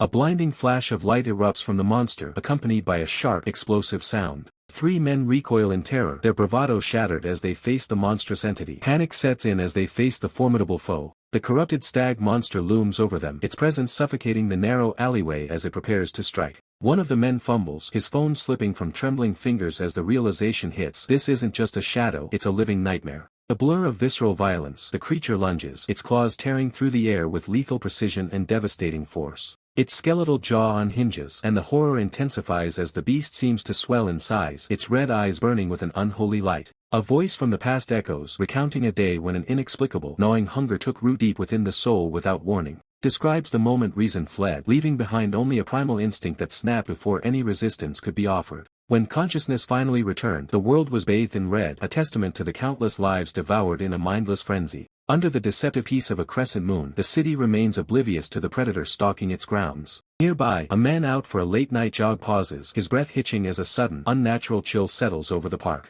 A thunderous impact shatters the silence, sending a cloud of dust and debris flying as the man stumbles back in terror. High above, silhouetted against the lunar glow, the monster descends like a fallen god of death, eyes locked on its prey. It hits the pavement with a bone-jarring thud, its posture low and predatory, ready to spring into a lethal assault. With a burst of terrifying speed, it closes the distance, leaving the jogger with no time to even process the threat. From a nearby window, a witness catches a glimpse of the carnage, the flash of a camera capturing a fleeting image of the impossible. The apartment building stands silent, a lone light flickering as the horror unfolds just outside its walls in the dead of night. The monster's gaze is fixed, its hunger far from sated as it scans the environment for its next unfortunate meal. It tears through the park, a whirlwind of dark energy and jagged bone, leaving only chaos and blood in its wake. No one is safe, the creature's reach is long, and its grip is an inescapable death sentence for anyone caught in its path. It throws its head back, letting out a guttural roar that vibrates through the very air, driven by a single, maddening need, hunger. Far from the urban slaughter, the first light of dawn touches a secluded warehouse, hidden away from prying eyes. Lieutenant General arrives at the site, his scarred face grim as he questions the lack of security and the eerie silence of the facility.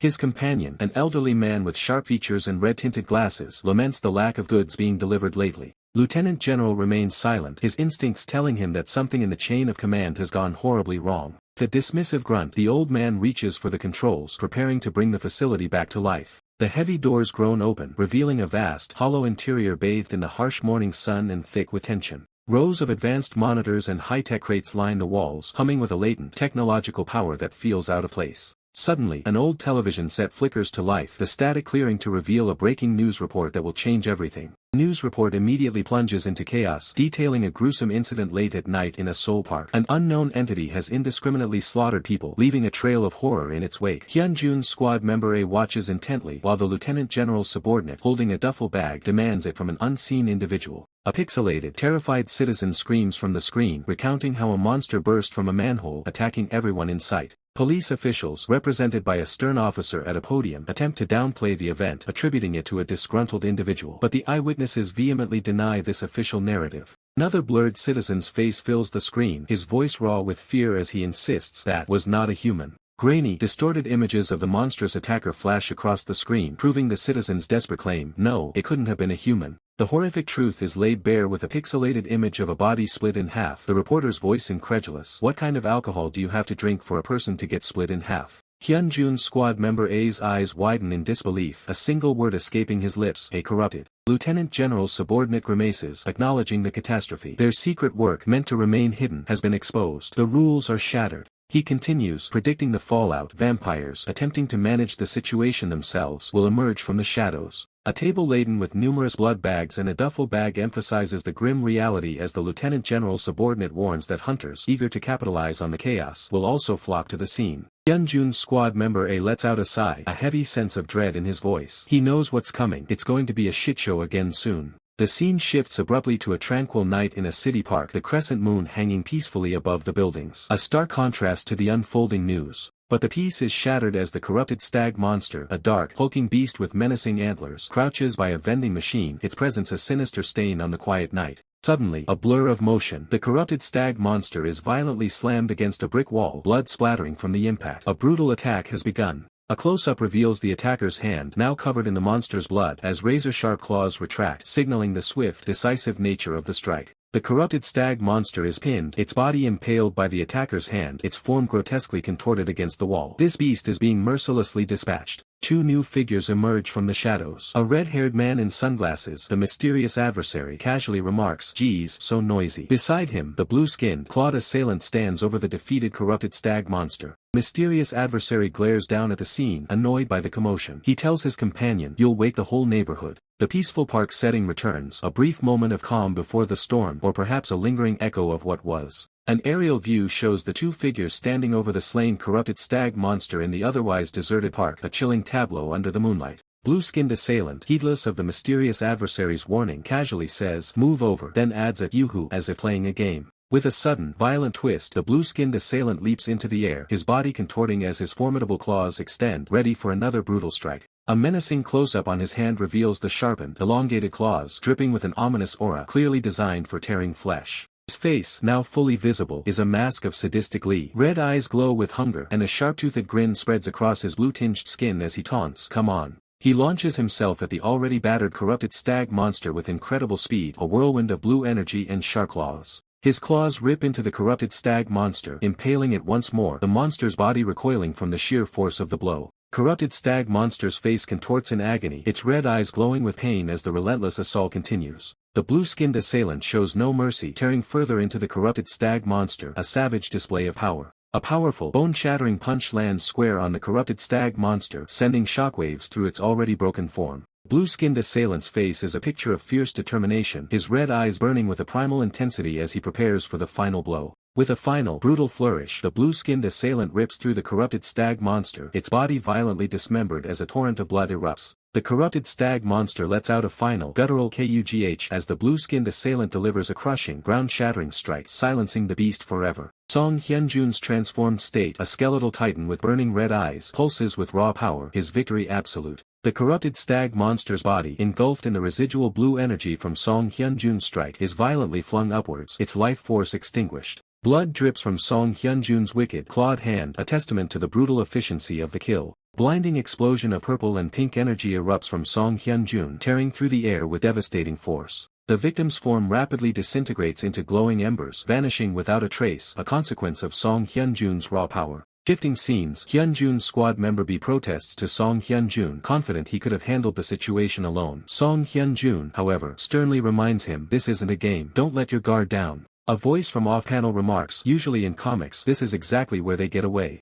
Hyunjun's squad member A, his clawed hand still active, sharply retorts, "Don't say such unlucky things." Before Hyunjun's squad member A can finish his thought, a devastating blow impales the dark-haired man from behind, blood erupting from the wound. Hyunjun's squad member A's eyes glow red behind his shades as he gasps in disbelief, "Yoo-hoo." Song Hyunjun, in his monstrous transformed state, unleashes a barrage of devastating gunfire from his futuristic weapon. A torrent of bullets rains down, tearing through the environment as Hyunjun's squad member A struggles to evade the relentless assault. Battered but defiant, Hyunjun's squad member A curses, "That crazy bastard." The chaotic light of the battle reflects in Hyunjun's squad member A's sunglasses, his expression grim. The urban landscape is bathed in an eerie glow of red and purple, the distant sounds of combat echoing through the night. Hyunjun's squad member A's eyes blaze with furious intent, his jaw clenched in primal rage. With a guttural roar that rips through the air, Hyunjun's squad member A unleashes his full fury. "You bastard." Hyunjun's squad member A snarls, his voice laced with venom, "I'll kill you with my own hands."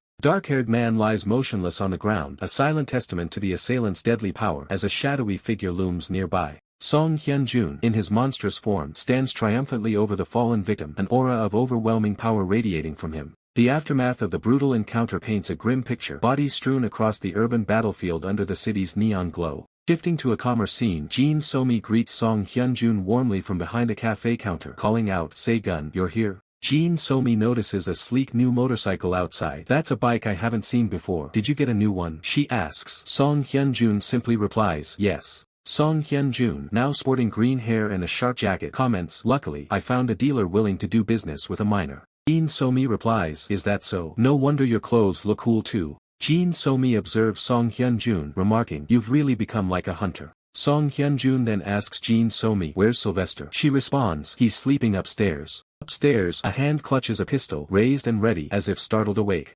Sylvester, a man with long white hair, is seen on the floor, gun in hand, having clearly just woken up. Song Hyun-jun's expression remains stoic, observing the situation. Song Hyun-jun dryly remarks to Sylvester, who is still pointing his weapon, "Yeah, good to see you too." Sylvester, looking disheveled in his pajamas, scolds Song Hyun-jun, "Drop the habit of barging into places people are sleeping in. You never know when you might get shot and killed." Song Hyun-jun retorts, "You know you have zero credibility while dressed like that." Song Hyun-jun cuts to the chase, "What is it?" Sylvester responds, "It's about the incident the media has been buzzing about lately." Song Hyun-jun clarifies, "You mean the monster that openly killed people in the park?" Sylvester confirms, "Yes. What do you think?" Sylvester muses, "As expected, this country still seems to have vampire clans that haven't properly seized control of the underworld, though that might be why such things are running rampant." The adversary with cold, glowing blue eyes tells Song Hyun-jun not to seek answers from him, stating he is a warrior, not a tutor. Song Hyun-jun stands his ground, questioning why the man is involved if he is so unwilling to offer help. Leaning in, Song Hyun-jun notes that despite the man's dismissive attitude, there is clearly a calculation behind his eyes. The adversary remains silent for a moment, looking away as if weighed down by a difficult truth. With a weary sigh, he explains that the blood of a corrupted is essentially worthless, nothing but waste in their world's hierarchy. However, he adds that while the blood is valueless, the presence of a corrupted acts as a beacon that draws in executioners. A corrupted is a being trapped in a state of flawed mutation, driven by hunger to the point of losing all self-preservation. Because they are so conspicuous, they create a problem that the hidden world is forced to address. As he expertly loads his sidearm, he explains that high-ranking clans will be forced out of the shadows to protect their secrets. This is the only way to lure out high-ranking vampires who are normally impossible to track, even for seasoned hunters. Song Hyun-jun realizes the plan. They are using the corrupted as bait to lure out the real predators. The adversary confirms this with a grim smirk, noting that for hunters driven by profit, this is a golden opportunity. Suddenly, a device chimes. The Vampiric Finder app initializes, signaling that the hunt is moving into its next phase. Song Hyun-jun looks around the room, noting the contrast between their grim conversation and the innocent toys on the shelves. System notification flickers to life, announcing that high-value information is about to be released to the network. The target is identified. The corrupted roaming soul is confirmed to be a former hunter named Jong-jun. Song Hyun-jun's expression darkens.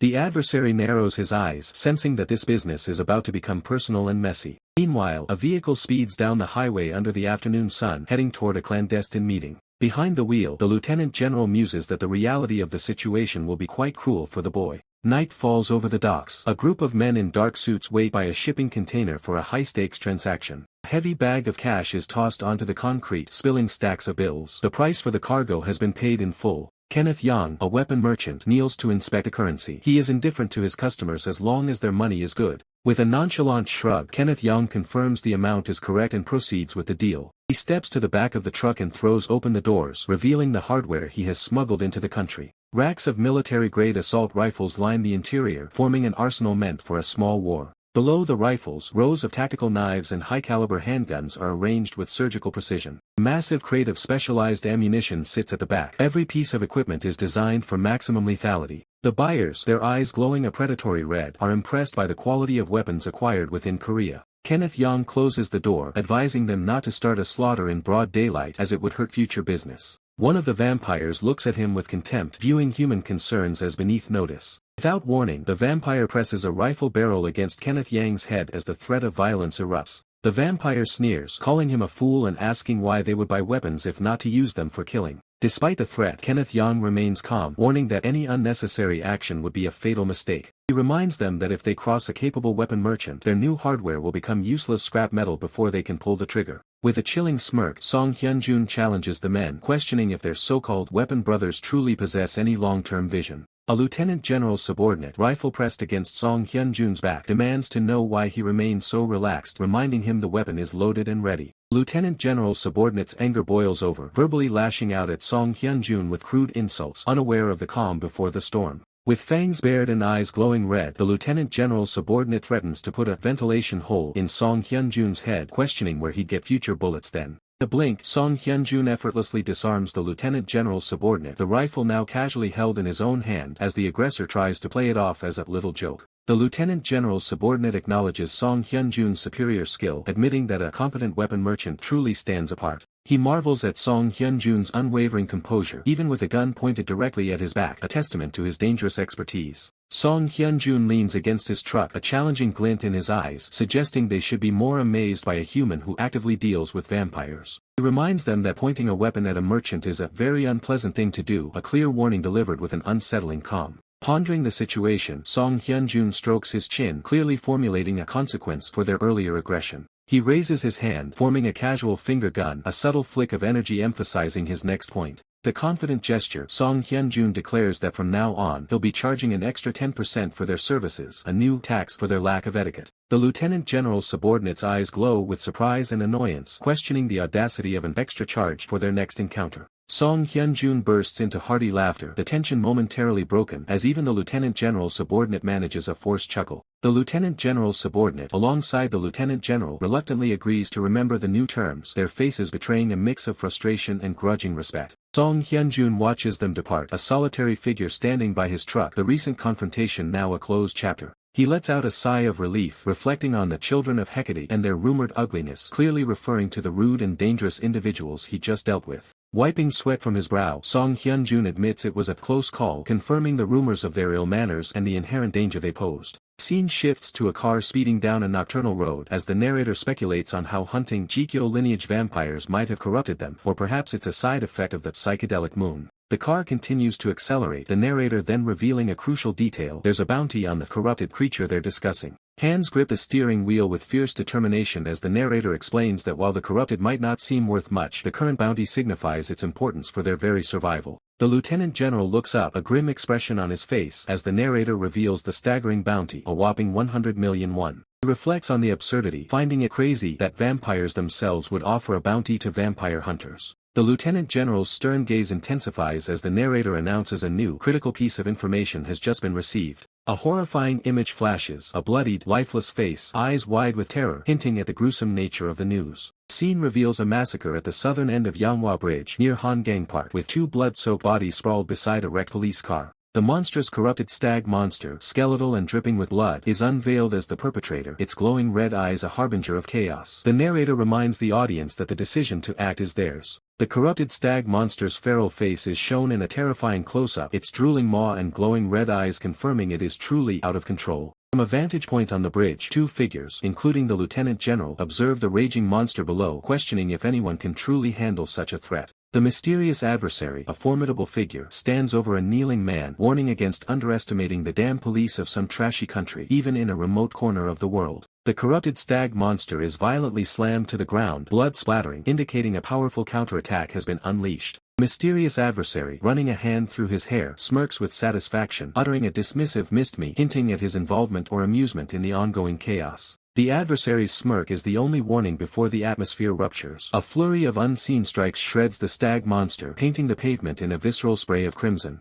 The beast lets out a choked gurgle, its face a mask of agony as the sheer force of the onslaught tears its physical form apart. Refusing to fall, the creature surges with malevolent energy. Its muscles bulge as red veins pulse across its skin, signaling a desperate final transformation. Amidst the chaos, a man in a sharp suit manipulates glowing red threads like a puppeteer until a sudden realization freezes his blood. A desperate warning echoes through the night, but it is too late to react as a cold presence manifests directly behind him. Twin blades of light punch through his torso. The searing heat cauterizes the wounds even as they deliver a fatal shock to his system. Man collapses with a guttural scream, his control over the battlefield shattered in a single, decisive strike. Gasping for breath on the cold concrete, he looks up at his attackers, his voice trembling as he demands to know who dare to interfere with his hunt. A shadow looms over him, a cruel smile spreading across a merciless face. He mocks the fallen man, noting how these vampires have finally overstepped their bounds. The battlefield is revealed to be surrounded. A specialized unit of hunters has moved in, their weapons trained on the survivors of the initial clash.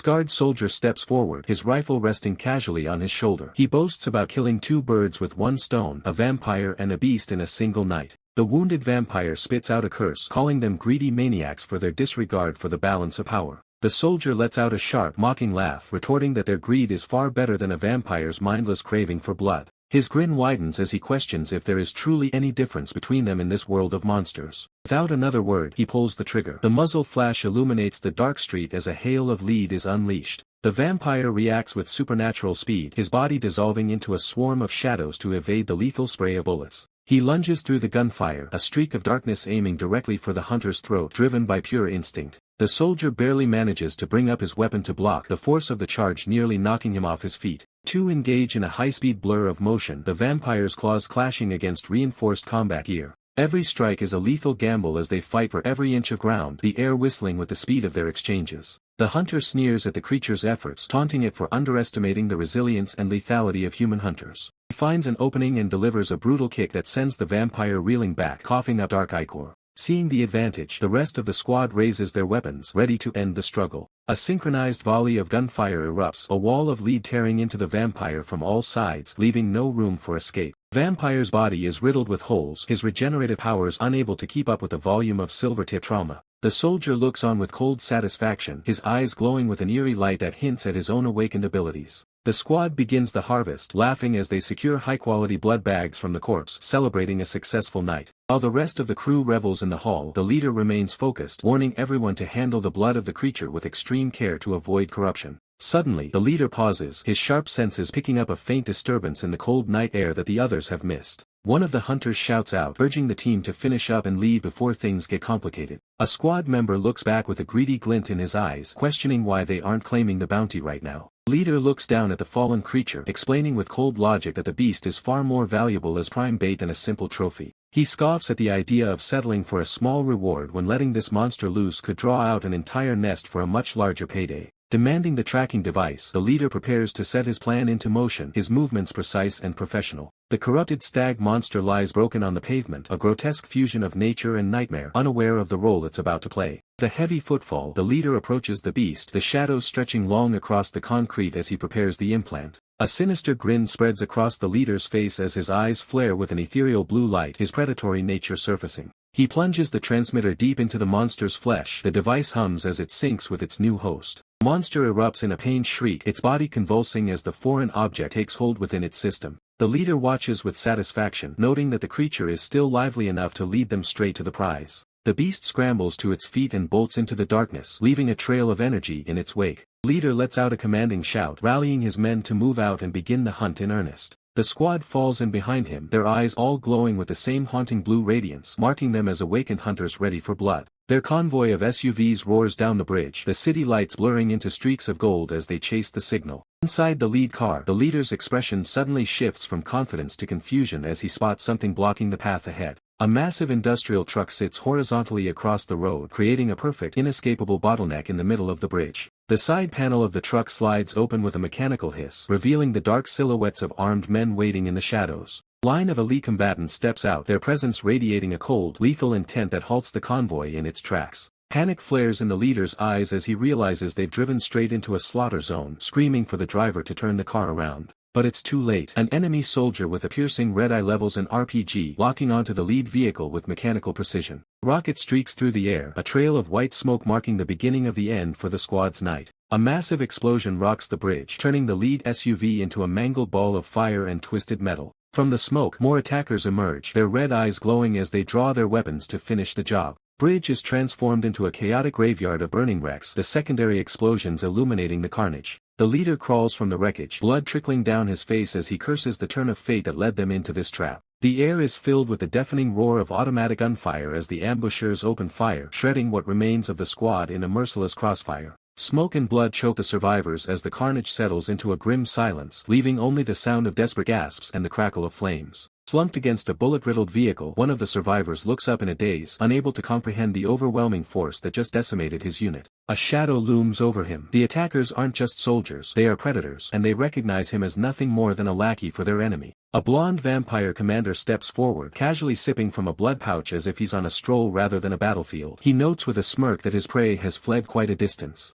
Dying man sneers back, his eyes glowing with a faint, defiant blue light as he curses the monsters standing before him. The vampire commander isn't impressed. He mocks the state of his kind, wondering when vampires became so pathetic that they needed to rely on heavy artillery. With a cold snap, he crushes the empty blood pouch. To him, this isn't weakness, it's simply being prepared for the hunt. He leans in close, his voice a low hiss. He's heard rumors that the legendary hunter who took down their strongest is currently in this very region. He presses a handgun against the man's forehead, a sadistic grin spreading across his face as he asks for a final agreement. His laughter rings out, a sharp, predatory sound that signals the end of the interrogation. The fangs are out, and the mercy is gone. The commander orders his men to strip the bodies. They aren't just looking for loot, they're searching for a tracking device they know is hidden among the dead. The soldier pulls out a GPS device. The screen flickers, narrowing down a signal that is moving rapidly through the city grid. The commander looks at the coordinates. This is a high-quality tracker, precise. Exactly what he was hoping for. Licking his lips, he decides it's time for a midnight snack before they head out to meet their true target. Before he can strike, a blinding flash of blue energy tears through the night, a precision strike that catches the vampires completely off guard. One of the vampire soldiers is hit squarely in the head, his flesh disintegrating instantly as if dissolved from the inside out. The commander's eyes widen in genuine shock. He recognizes the technology immediately. Only one type of person carries such weapons. He spins around, his instincts screaming at him to move as his squad is systematically dismantled by an unseen force moving at impossible speeds. Veins bulge across his face as his vampire physiology reacts to the threat. The predator has suddenly become the prey. Standing beneath the pale moonlight is a legendary figure, his ethereal long hair flowing as he unsheathes a blade that hums with lethal intent. Hunter moves like a ghost. With a single, fluid motion, he unleashes a horizontal slash that carves through the air and flesh alike. Blue tracers follow his blade as he weaves through the remaining enemies, delivering critical strikes that leave nothing but dust in his wake. The vampire commander levels his weapon, his voice trembling with a mix of fear and excitement as he realizes he's finally facing a true hunter. Hunter stands amidst the carnage, his long hair shimmering. He doesn't even look winded after neutralizing an entire elite squad in seconds. He looks back over his shoulder, his blue eyes glowing with a cold, divine light. He admits he's almost impressed they managed to track him this far. The vampire commander lets out a manic laugh, tossing his gun aside. He's lived a dull life, and this is the excitement he's been craving. He lunges forward, claws extended, calling the hunter the most magnificent reaper he has ever laid eyes upon. The hunter doesn't flinch. He meets the charge with a vertical strike, his blade cutting through the vampire's defense with effortless precision. Raising his sword high, he prepares to deliver the final blow. He speaks of it not as a murder, but as an act of ending the monster's cycle. His gaze is absolute. He tells the vampire not to assign any meaning to his death. It is simply the natural conclusion for a creature like him. The creature, now a mere husk, skids across the asphalt, its life force draining away after Song Hyun-jun's absolute declaration. But a chilling voice echoes, commanding the falling monster to halt its descent, its glowing red eyes fixated on the scene. A group of figures emerges from the shadows, one of them remarking on the grotesque appearance of the fallen creature. The man with the cigarette, his face twisted in disgust, questions if the monster was ever truly human, calling its form nauseating. He then addresses his subordinates, a single word enough to command their attention. The red eyes glow ominously as they prepare to finish the job, eager to conclude the battle swiftly. A horde of these monstrous creatures, their forms shadowy and menacing, surge forward with bloodthirsty cries. One of the corrupted stag monsters is viciously impaled by a swift, dark attack, blood erupting from its chest. Projectile, a blur of dark energy, strikes the corrupted stag monster, eliciting a pained shriek as it's torn apart by the unseen force. Its face contorts in a mask of pure agony, the glowing red eyes reflecting its impending demise as the dark energy consumes it. The corrupted stag monster is ripped to shreds, its body dissolving into a gruesome spray of blood and shadow. The man who mocked the monster now stares in disbelief, questioning the sudden, brutal turn of events. He wonders if the corrupted stag monster wasn't prepared for a finishing blow, baffled by its swift defeat. Another skull-faced monster sweats profusely, its grim expression revealing a hint of fear as it witnesses the power of the unseen attacker. From above, a new, shadowy figure descends with predatory grace, its red eyes burning with malice. The man from before suddenly breaks into a wide, unsettling grin, a sinister excitement replacing his earlier confusion. A pistol is raised, its barrel glinting under the pale light, aimed with deadly precision. A suit-clad figure is struck, a golden ring of energy marking the impact as blood explodes from the wound. The original corrupted stag monster continues its descent, joined by another suit-wearing figure, now bleeding profusely and collapsing. Song Hyun-jun, his blue eyes glowing with ethereal power, aims his pistol forward, a cold declaration escaping his lips. He hadn't expected to cross paths with them again in such a manner. The man, visibly shaken, mutters about someone named Deokyeon not having arrived, then gasps in recognition, realizing who stands before him. The skull-faced monster stares in abject terror, unable to complete its thought, utterly overwhelmed by Song Hyun-jun's presence. Song Hyun-jun, maintaining his resolute stance, hears a name whispered in fear, a name that seems to hold significant weight. Another shadowy figure is violently ripped apart, its form disintegrating into a bloody, chaotic mess. From above, the scene reveals Song Hyun-jun standing victorious amidst the fallen, the road littered with the defeated creatures, a testament to his overwhelming power. The silence of the aftermath is broken by the frantic scraping of boots against the asphalt as a lone survivor attempts a desperate escape. But Song Hyun-jun is already steps ahead, his pistol leveled with terrifying stability. He coldly asks the coward where he thinks he's going. A thunderous crack echoes through the night. The bullet finds its mark with surgical precision, tearing through the man's leg. The man hits the ground hard, the momentum of his flight replaced by a searing, white-hot agony. As he clutches his wound, a new horror emerges from the shadows. A grotesque, skeletal figure looms behind him, its presence radiating pure malice. The survivor gasps, realizing he is trapped between a cold-blooded hunter and a literal nightmare. Song Hyun-jun stands his ground, the barrel of his gun now pointed at the monstrous entity that has dared to interfere. The creature's red eyes burn with a primal hunger, its distorted features a mockery of the human form. But Song Hyun-jun's gaze is even more piercing. His eyes ignite with a brilliant blue glow, signaling the activation of his awakened power. In a bizarre turn of events, the hunter and the beast simply pass one another, the monster sensing a predator far more dangerous than itself. The wounded man screams in disbelief, demanding to know why Song Hyun-jun is letting the monster walk away. Pain and confusion twist his features as he realizes his life is no longer in the hands of fate but in the hands of the man he once crossed. Song Hyun-jun looms over him, his silhouette casting a long, dark shadow. He utters a name that carries the weight of a death sentence, Cheon Young-hoo. His eyes remain locked on the target, devoid of any mercy or hesitation. Flashes of a traumatic past surge forward. A woman, forced to smile with a gun to her head, asks what the Sangdong gang has truly done to her. Memory is a chaotic swirl of blood and dark energy, a testament to the suffering inflicted by those who thought they were untouchable. Song Hyun-jun wipes the blood from his lip, his voice a low growl. He knows that at this point talking is entirely meaningless. The scene shifts to a grim reminder of the cost. Bodies strewn across a cold floor, lives snuffed out in the pursuit of power. A man sits broken amidst a library of lost knowledge, realizing that after everything that's happened, the cycle cannot be broken with words. Family photo, once a symbol of happiness, is now defaced, a void where a face used to be. There truly is no going back. Back in the present, Song Hyun-jun prepares to close the book. He thanks the man for the experience while the target begs for his life. With a final, chilling remark about the dangers of curiosity, Song Hyun-jun delivers the killing blow. Justice, however dark, is served. Elsewhere, deep within a subterranean facility, a hatch marked with a crescent moon glows with an eerie, rhythmic light. In the damp darkness of the tunnels, a solitary figure sits in quiet contemplation, the sound of dripping water the only company. A heavy combat boot splashes into the dark pool. A voice rumbles through the corridor, mentioning a debt owed to a certain brat. Corrupted creature watches from the shadows, its red eyes fixed on the newcomer with a mixture of fear and hunger. The figure is revealed as Captain Jong. He stands over a dying monster, his silhouette imposing and full of veteran authority. The creature gasps out Song's name, its voice a raspy, inhuman gurgle as the last of its sanity slips away. A violent surge of red energy erupts as the transformation reaches its peak, the creature losing all remnants of its former self. It lunges forward with animalistic fury, a mindless beast seeking only to destroy the man standing in its way. Unfazed, Captain Jong racks his shotgun with a satisfying metallic click. The hunt in the dark has only just begun. The weight of the shotgun in his hands is nothing compared to the leaden hollow in his chest. The veteran stares into the void, his expression suggesting that some wounds leave a man unable to even shed tears. His mind drifts back to a time before the blood and the ash, to a sun-drenched doorway where he wasn't a commander but a father and a husband. The warmth of that memory is almost physically painful now.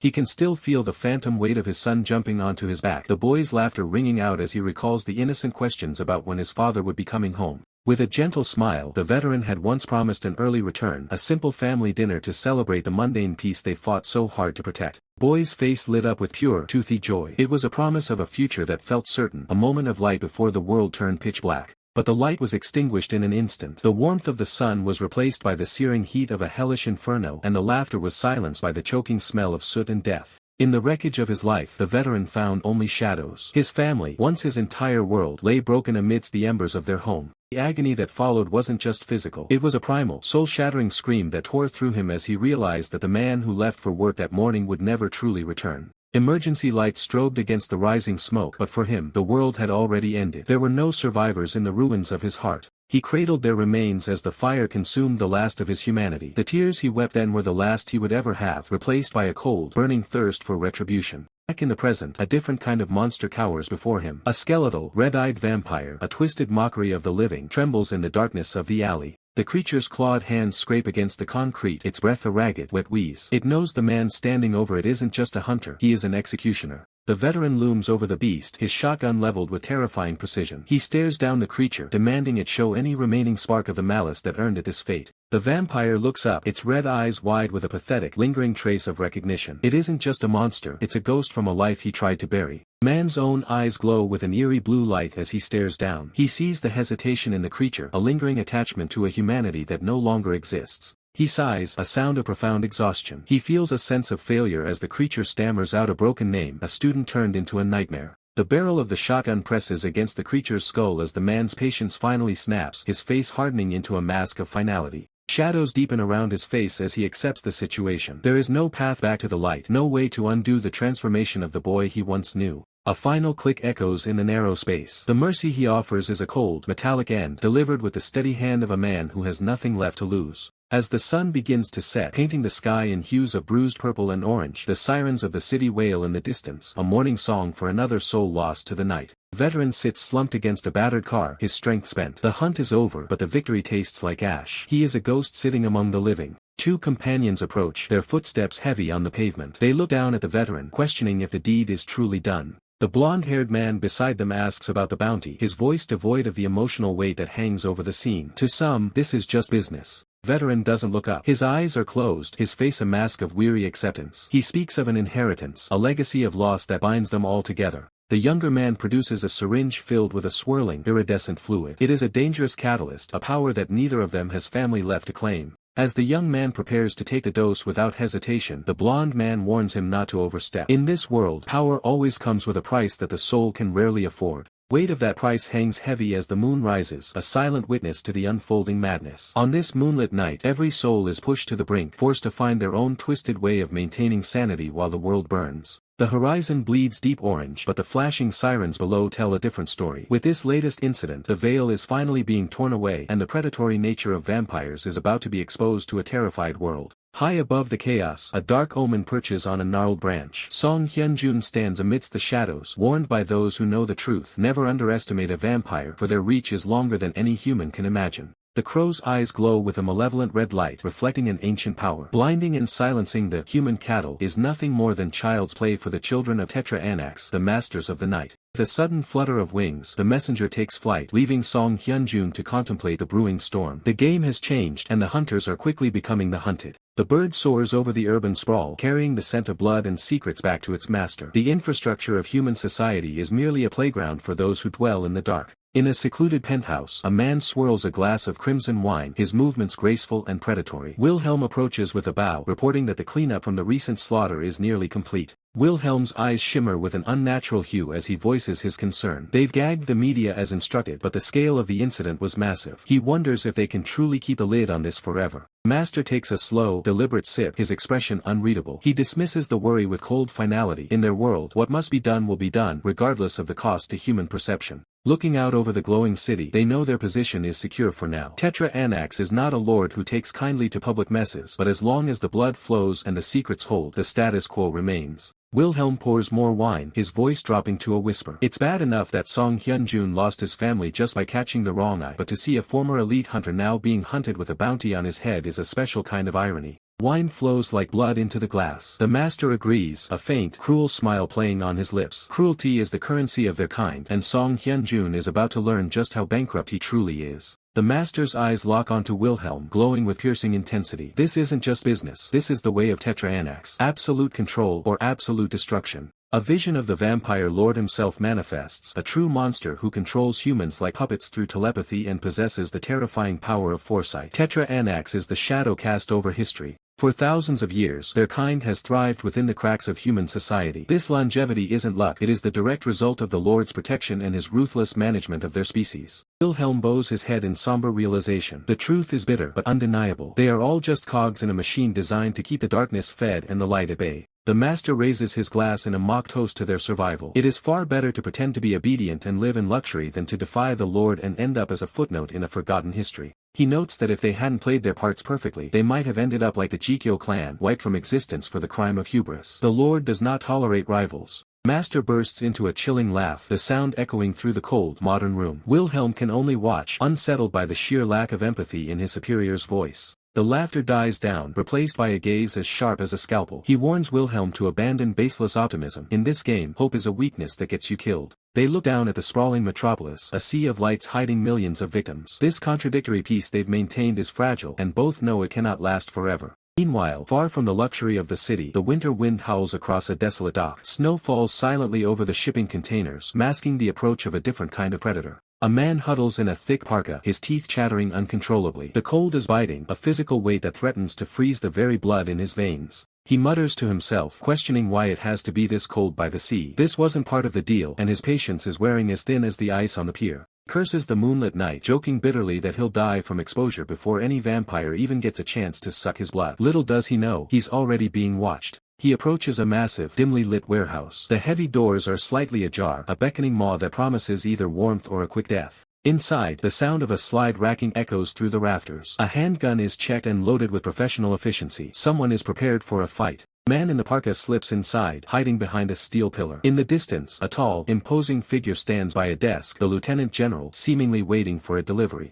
Peering through the shadows, the intruder wonders if he's become too popular lately. He questions just how urgently the lieutenant general needed these goods to meet in a place like this. A sinister grin spreads across the intruder's face. He doesn't like the vibe the general is giving off. First impressions are everything, and this one smells like a trap. He steps out, aiming his weapon directly at the general's back. He shouts that if this is how the meeting is going to go, it's going to be very hard to give him a fair price. The lieutenant general doesn't flinch. He continues to look through a blue folder, his posture relaxed and arrogant. He's handled much bigger threats than a nervous man with a gun. With a sharp snap, the general closes the file. The sound rings out like a gunshot in the quiet warehouse, signaling that the pleasantries are officially over. Lieutenant General turns around, a condescending smirk on his face. "Oh, you're finally here?" he asks, his eyes gleaming with a dangerous light. The real negotiation is about to begin. The weight of the Lieutenant General's words hangs heavy, but for Sayuk the terror is far more immediate as he stares into the eyes of a monster. The intruder stands amidst the shadows of the warehouse, his presence more suffocating than the cold steel surrounding them.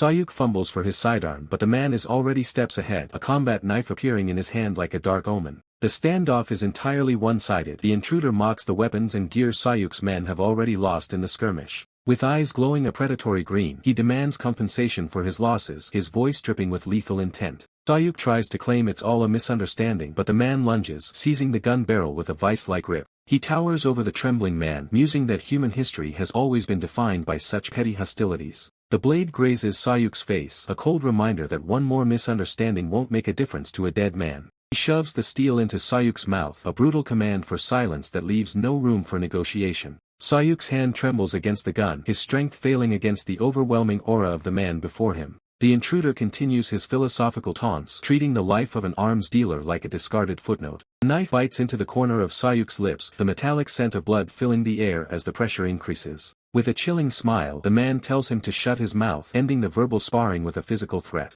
Outside, the winter wind howls against the warehouse, masking the violence occurring within its shadows. Sayuk is thrown to the ground, his weapons scattered and his dignity shattered in the face of true power. He groans in pain, realizing that the intruder isn't just a threat, he's the new law in the underworld. The man laughs, his arms open wide as he mockingly suggests they deepen their friendship. Battered and bleeding, Sayuk looks up, his voice a raspy whisper as he asks what the monster actually wants. The humor vanishes. The man issues a single, non-negotiable command: no more business with vampires. Sayuk tries to protest that it's his livelihood, but he's answered with a sudden, bone-shattering strike. He is sent hurtling through the air, the force of the kick defying human physics as he's launched across the room. The impact is catastrophic. Sayuk slams into the crates, the sound of splintering wood echoing like a gunshot. Ignoring the carnage, the man casually lights a cigarette, the flame illuminating his cold, handsome features. He crouches over his broken victim, the smoke swirling around him like a funeral shroud. Sayuk coughs up a mixture of blood and bile, his body finally giving in to the trauma of the assault.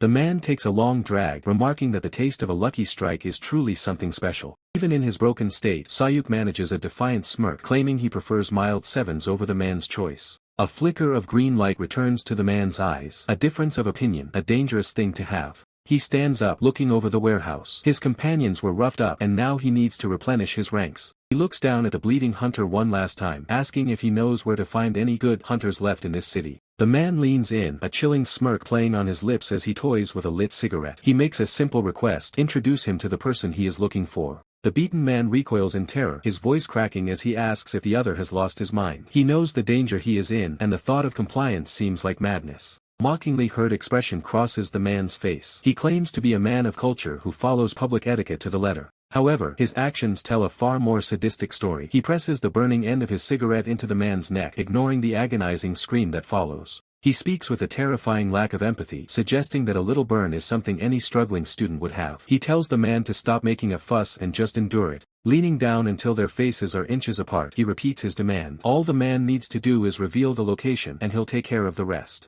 The man gasps for air, his face bruised and swollen. The weight of the interrogation is breaking him both physically and mentally. The leader ponders aloud if it would be faster to just skip the talk and dig through the man's personal phone or notebook for the answers. That's the breaking point. The man pleads for him to stop, finally surrendering to the pressure as he agrees to talk. Leader stands tall, a dark silhouette against the dim office light. He mocks the man's sudden change of heart with a condescending chuckle. The scene shifts to the snowy exterior of a quiet cafe. The peaceful atmosphere outside stands in stark contrast to the violence witnessed earlier. Inside, a young waitress goes about her duties, unaware of the group about to walk through the front door. Bell above the door chimes, signaling the arrival of a group that carries an unmistakable aura of danger. The man strides into the cafe, flanked by a squad of grim-faced companions. Their presence immediately suffocates the room's warmth. He moves with confidence, his long hair and red scarf flowing behind him as he approaches the counter. The woman behind the counter freezes as she sees them. The tension is thick enough to cut with a blade. From the shadows, another employee watches the exchange, sensing that this is no ordinary customer visit. The man leans casually against the counter, offering a greeting as if he owns the place. His eyes lock onto hers, a predatory gleam hidden behind a polite greeting. He presents a business card, identifying himself as a director from an illicit organization. The name alone carries a heavy weight.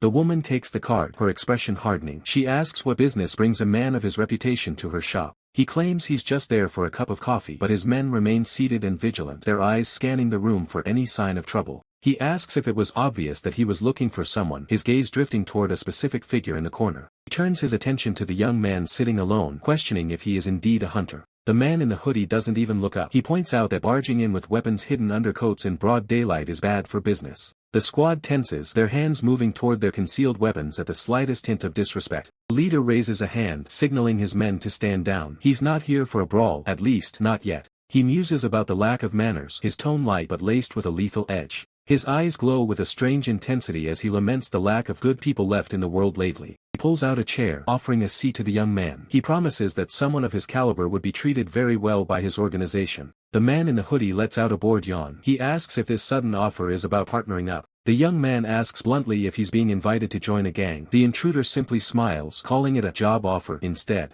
He explains that when people with the same goals gather, they can achieve results that are impossible to reach alone. He starts listing the benefits, including a base salary and incentives for high performance. He is trying to buy the young man's loyalty. To sweeten the deal, he boasts about their in-house technology and specialized tools, claiming they have everything a hunter could ever need. The recruiter continues his pitch with a confident, open-handed gesture, his expression dripping with a smug sense of superiority. The atmosphere in the cafe remains heavy as he explains their logistics, promising a direct distribution network that cuts out the middleman to maximize every cent of profit. His smile widens, revealing a hint of something predatory as he prepares to deliver his final, most enticing selling point. Leaning in uncomfortably close to the hooded man, he whispers that their welfare facilities are exceptional before asking if he's ready to sign up. He repeats the hook, emphasizing that above all else, the perks of joining their organization are simply unmatched. His hand rests heavily on the hooded man's shoulder, a gesture of forced familiarity that feels more like a physical threat than a warm invitation. The hooded man doesn't even flinch, his cold blue eye gleaming from beneath his hood as he flatly rejects the offer, prompting the recruiter to warn him about the regret that's coming his way. The recruiter stands over him, his shadow looming large, but the tense standoff is suddenly broken by a new presence entering the cafe. A man with striking long white hair and piercing blue eyes steps forward, mockingly acknowledging the hunter. This newcomer clearly has no patience for games, demanding that the recruiter cut the chatter and get straight to the point. The recruiter's face contorts with pure vitriol as he tells the newcomer to shut his mouth, claiming the man reeks of nothing but rot. Ignoring the insults, the newcomer stands firm, making it clear that their team has already reached a verdict. The offer is officially rejected. His gaze remains icy and unwavering, a silent challenge that demands the recruiter acknowledge that the conversation is over. The recruiter scoffs, his patience finally snapping as he snarls at the newcomer to get lost before things turn ugly. But before he can take another step, the cold, hard barrel of a handgun is pressed firmly against his temple, stopping his bravado in an instant. The newcomer holds the weapon with terrifying stability, reminding the recruiter that he has clearly forgotten his place in the food chain. Even with a gun to his head, the recruiter's green eyes burn with an unhinged intensity, suggesting they should still talk business if they truly intend to proceed with the hunt.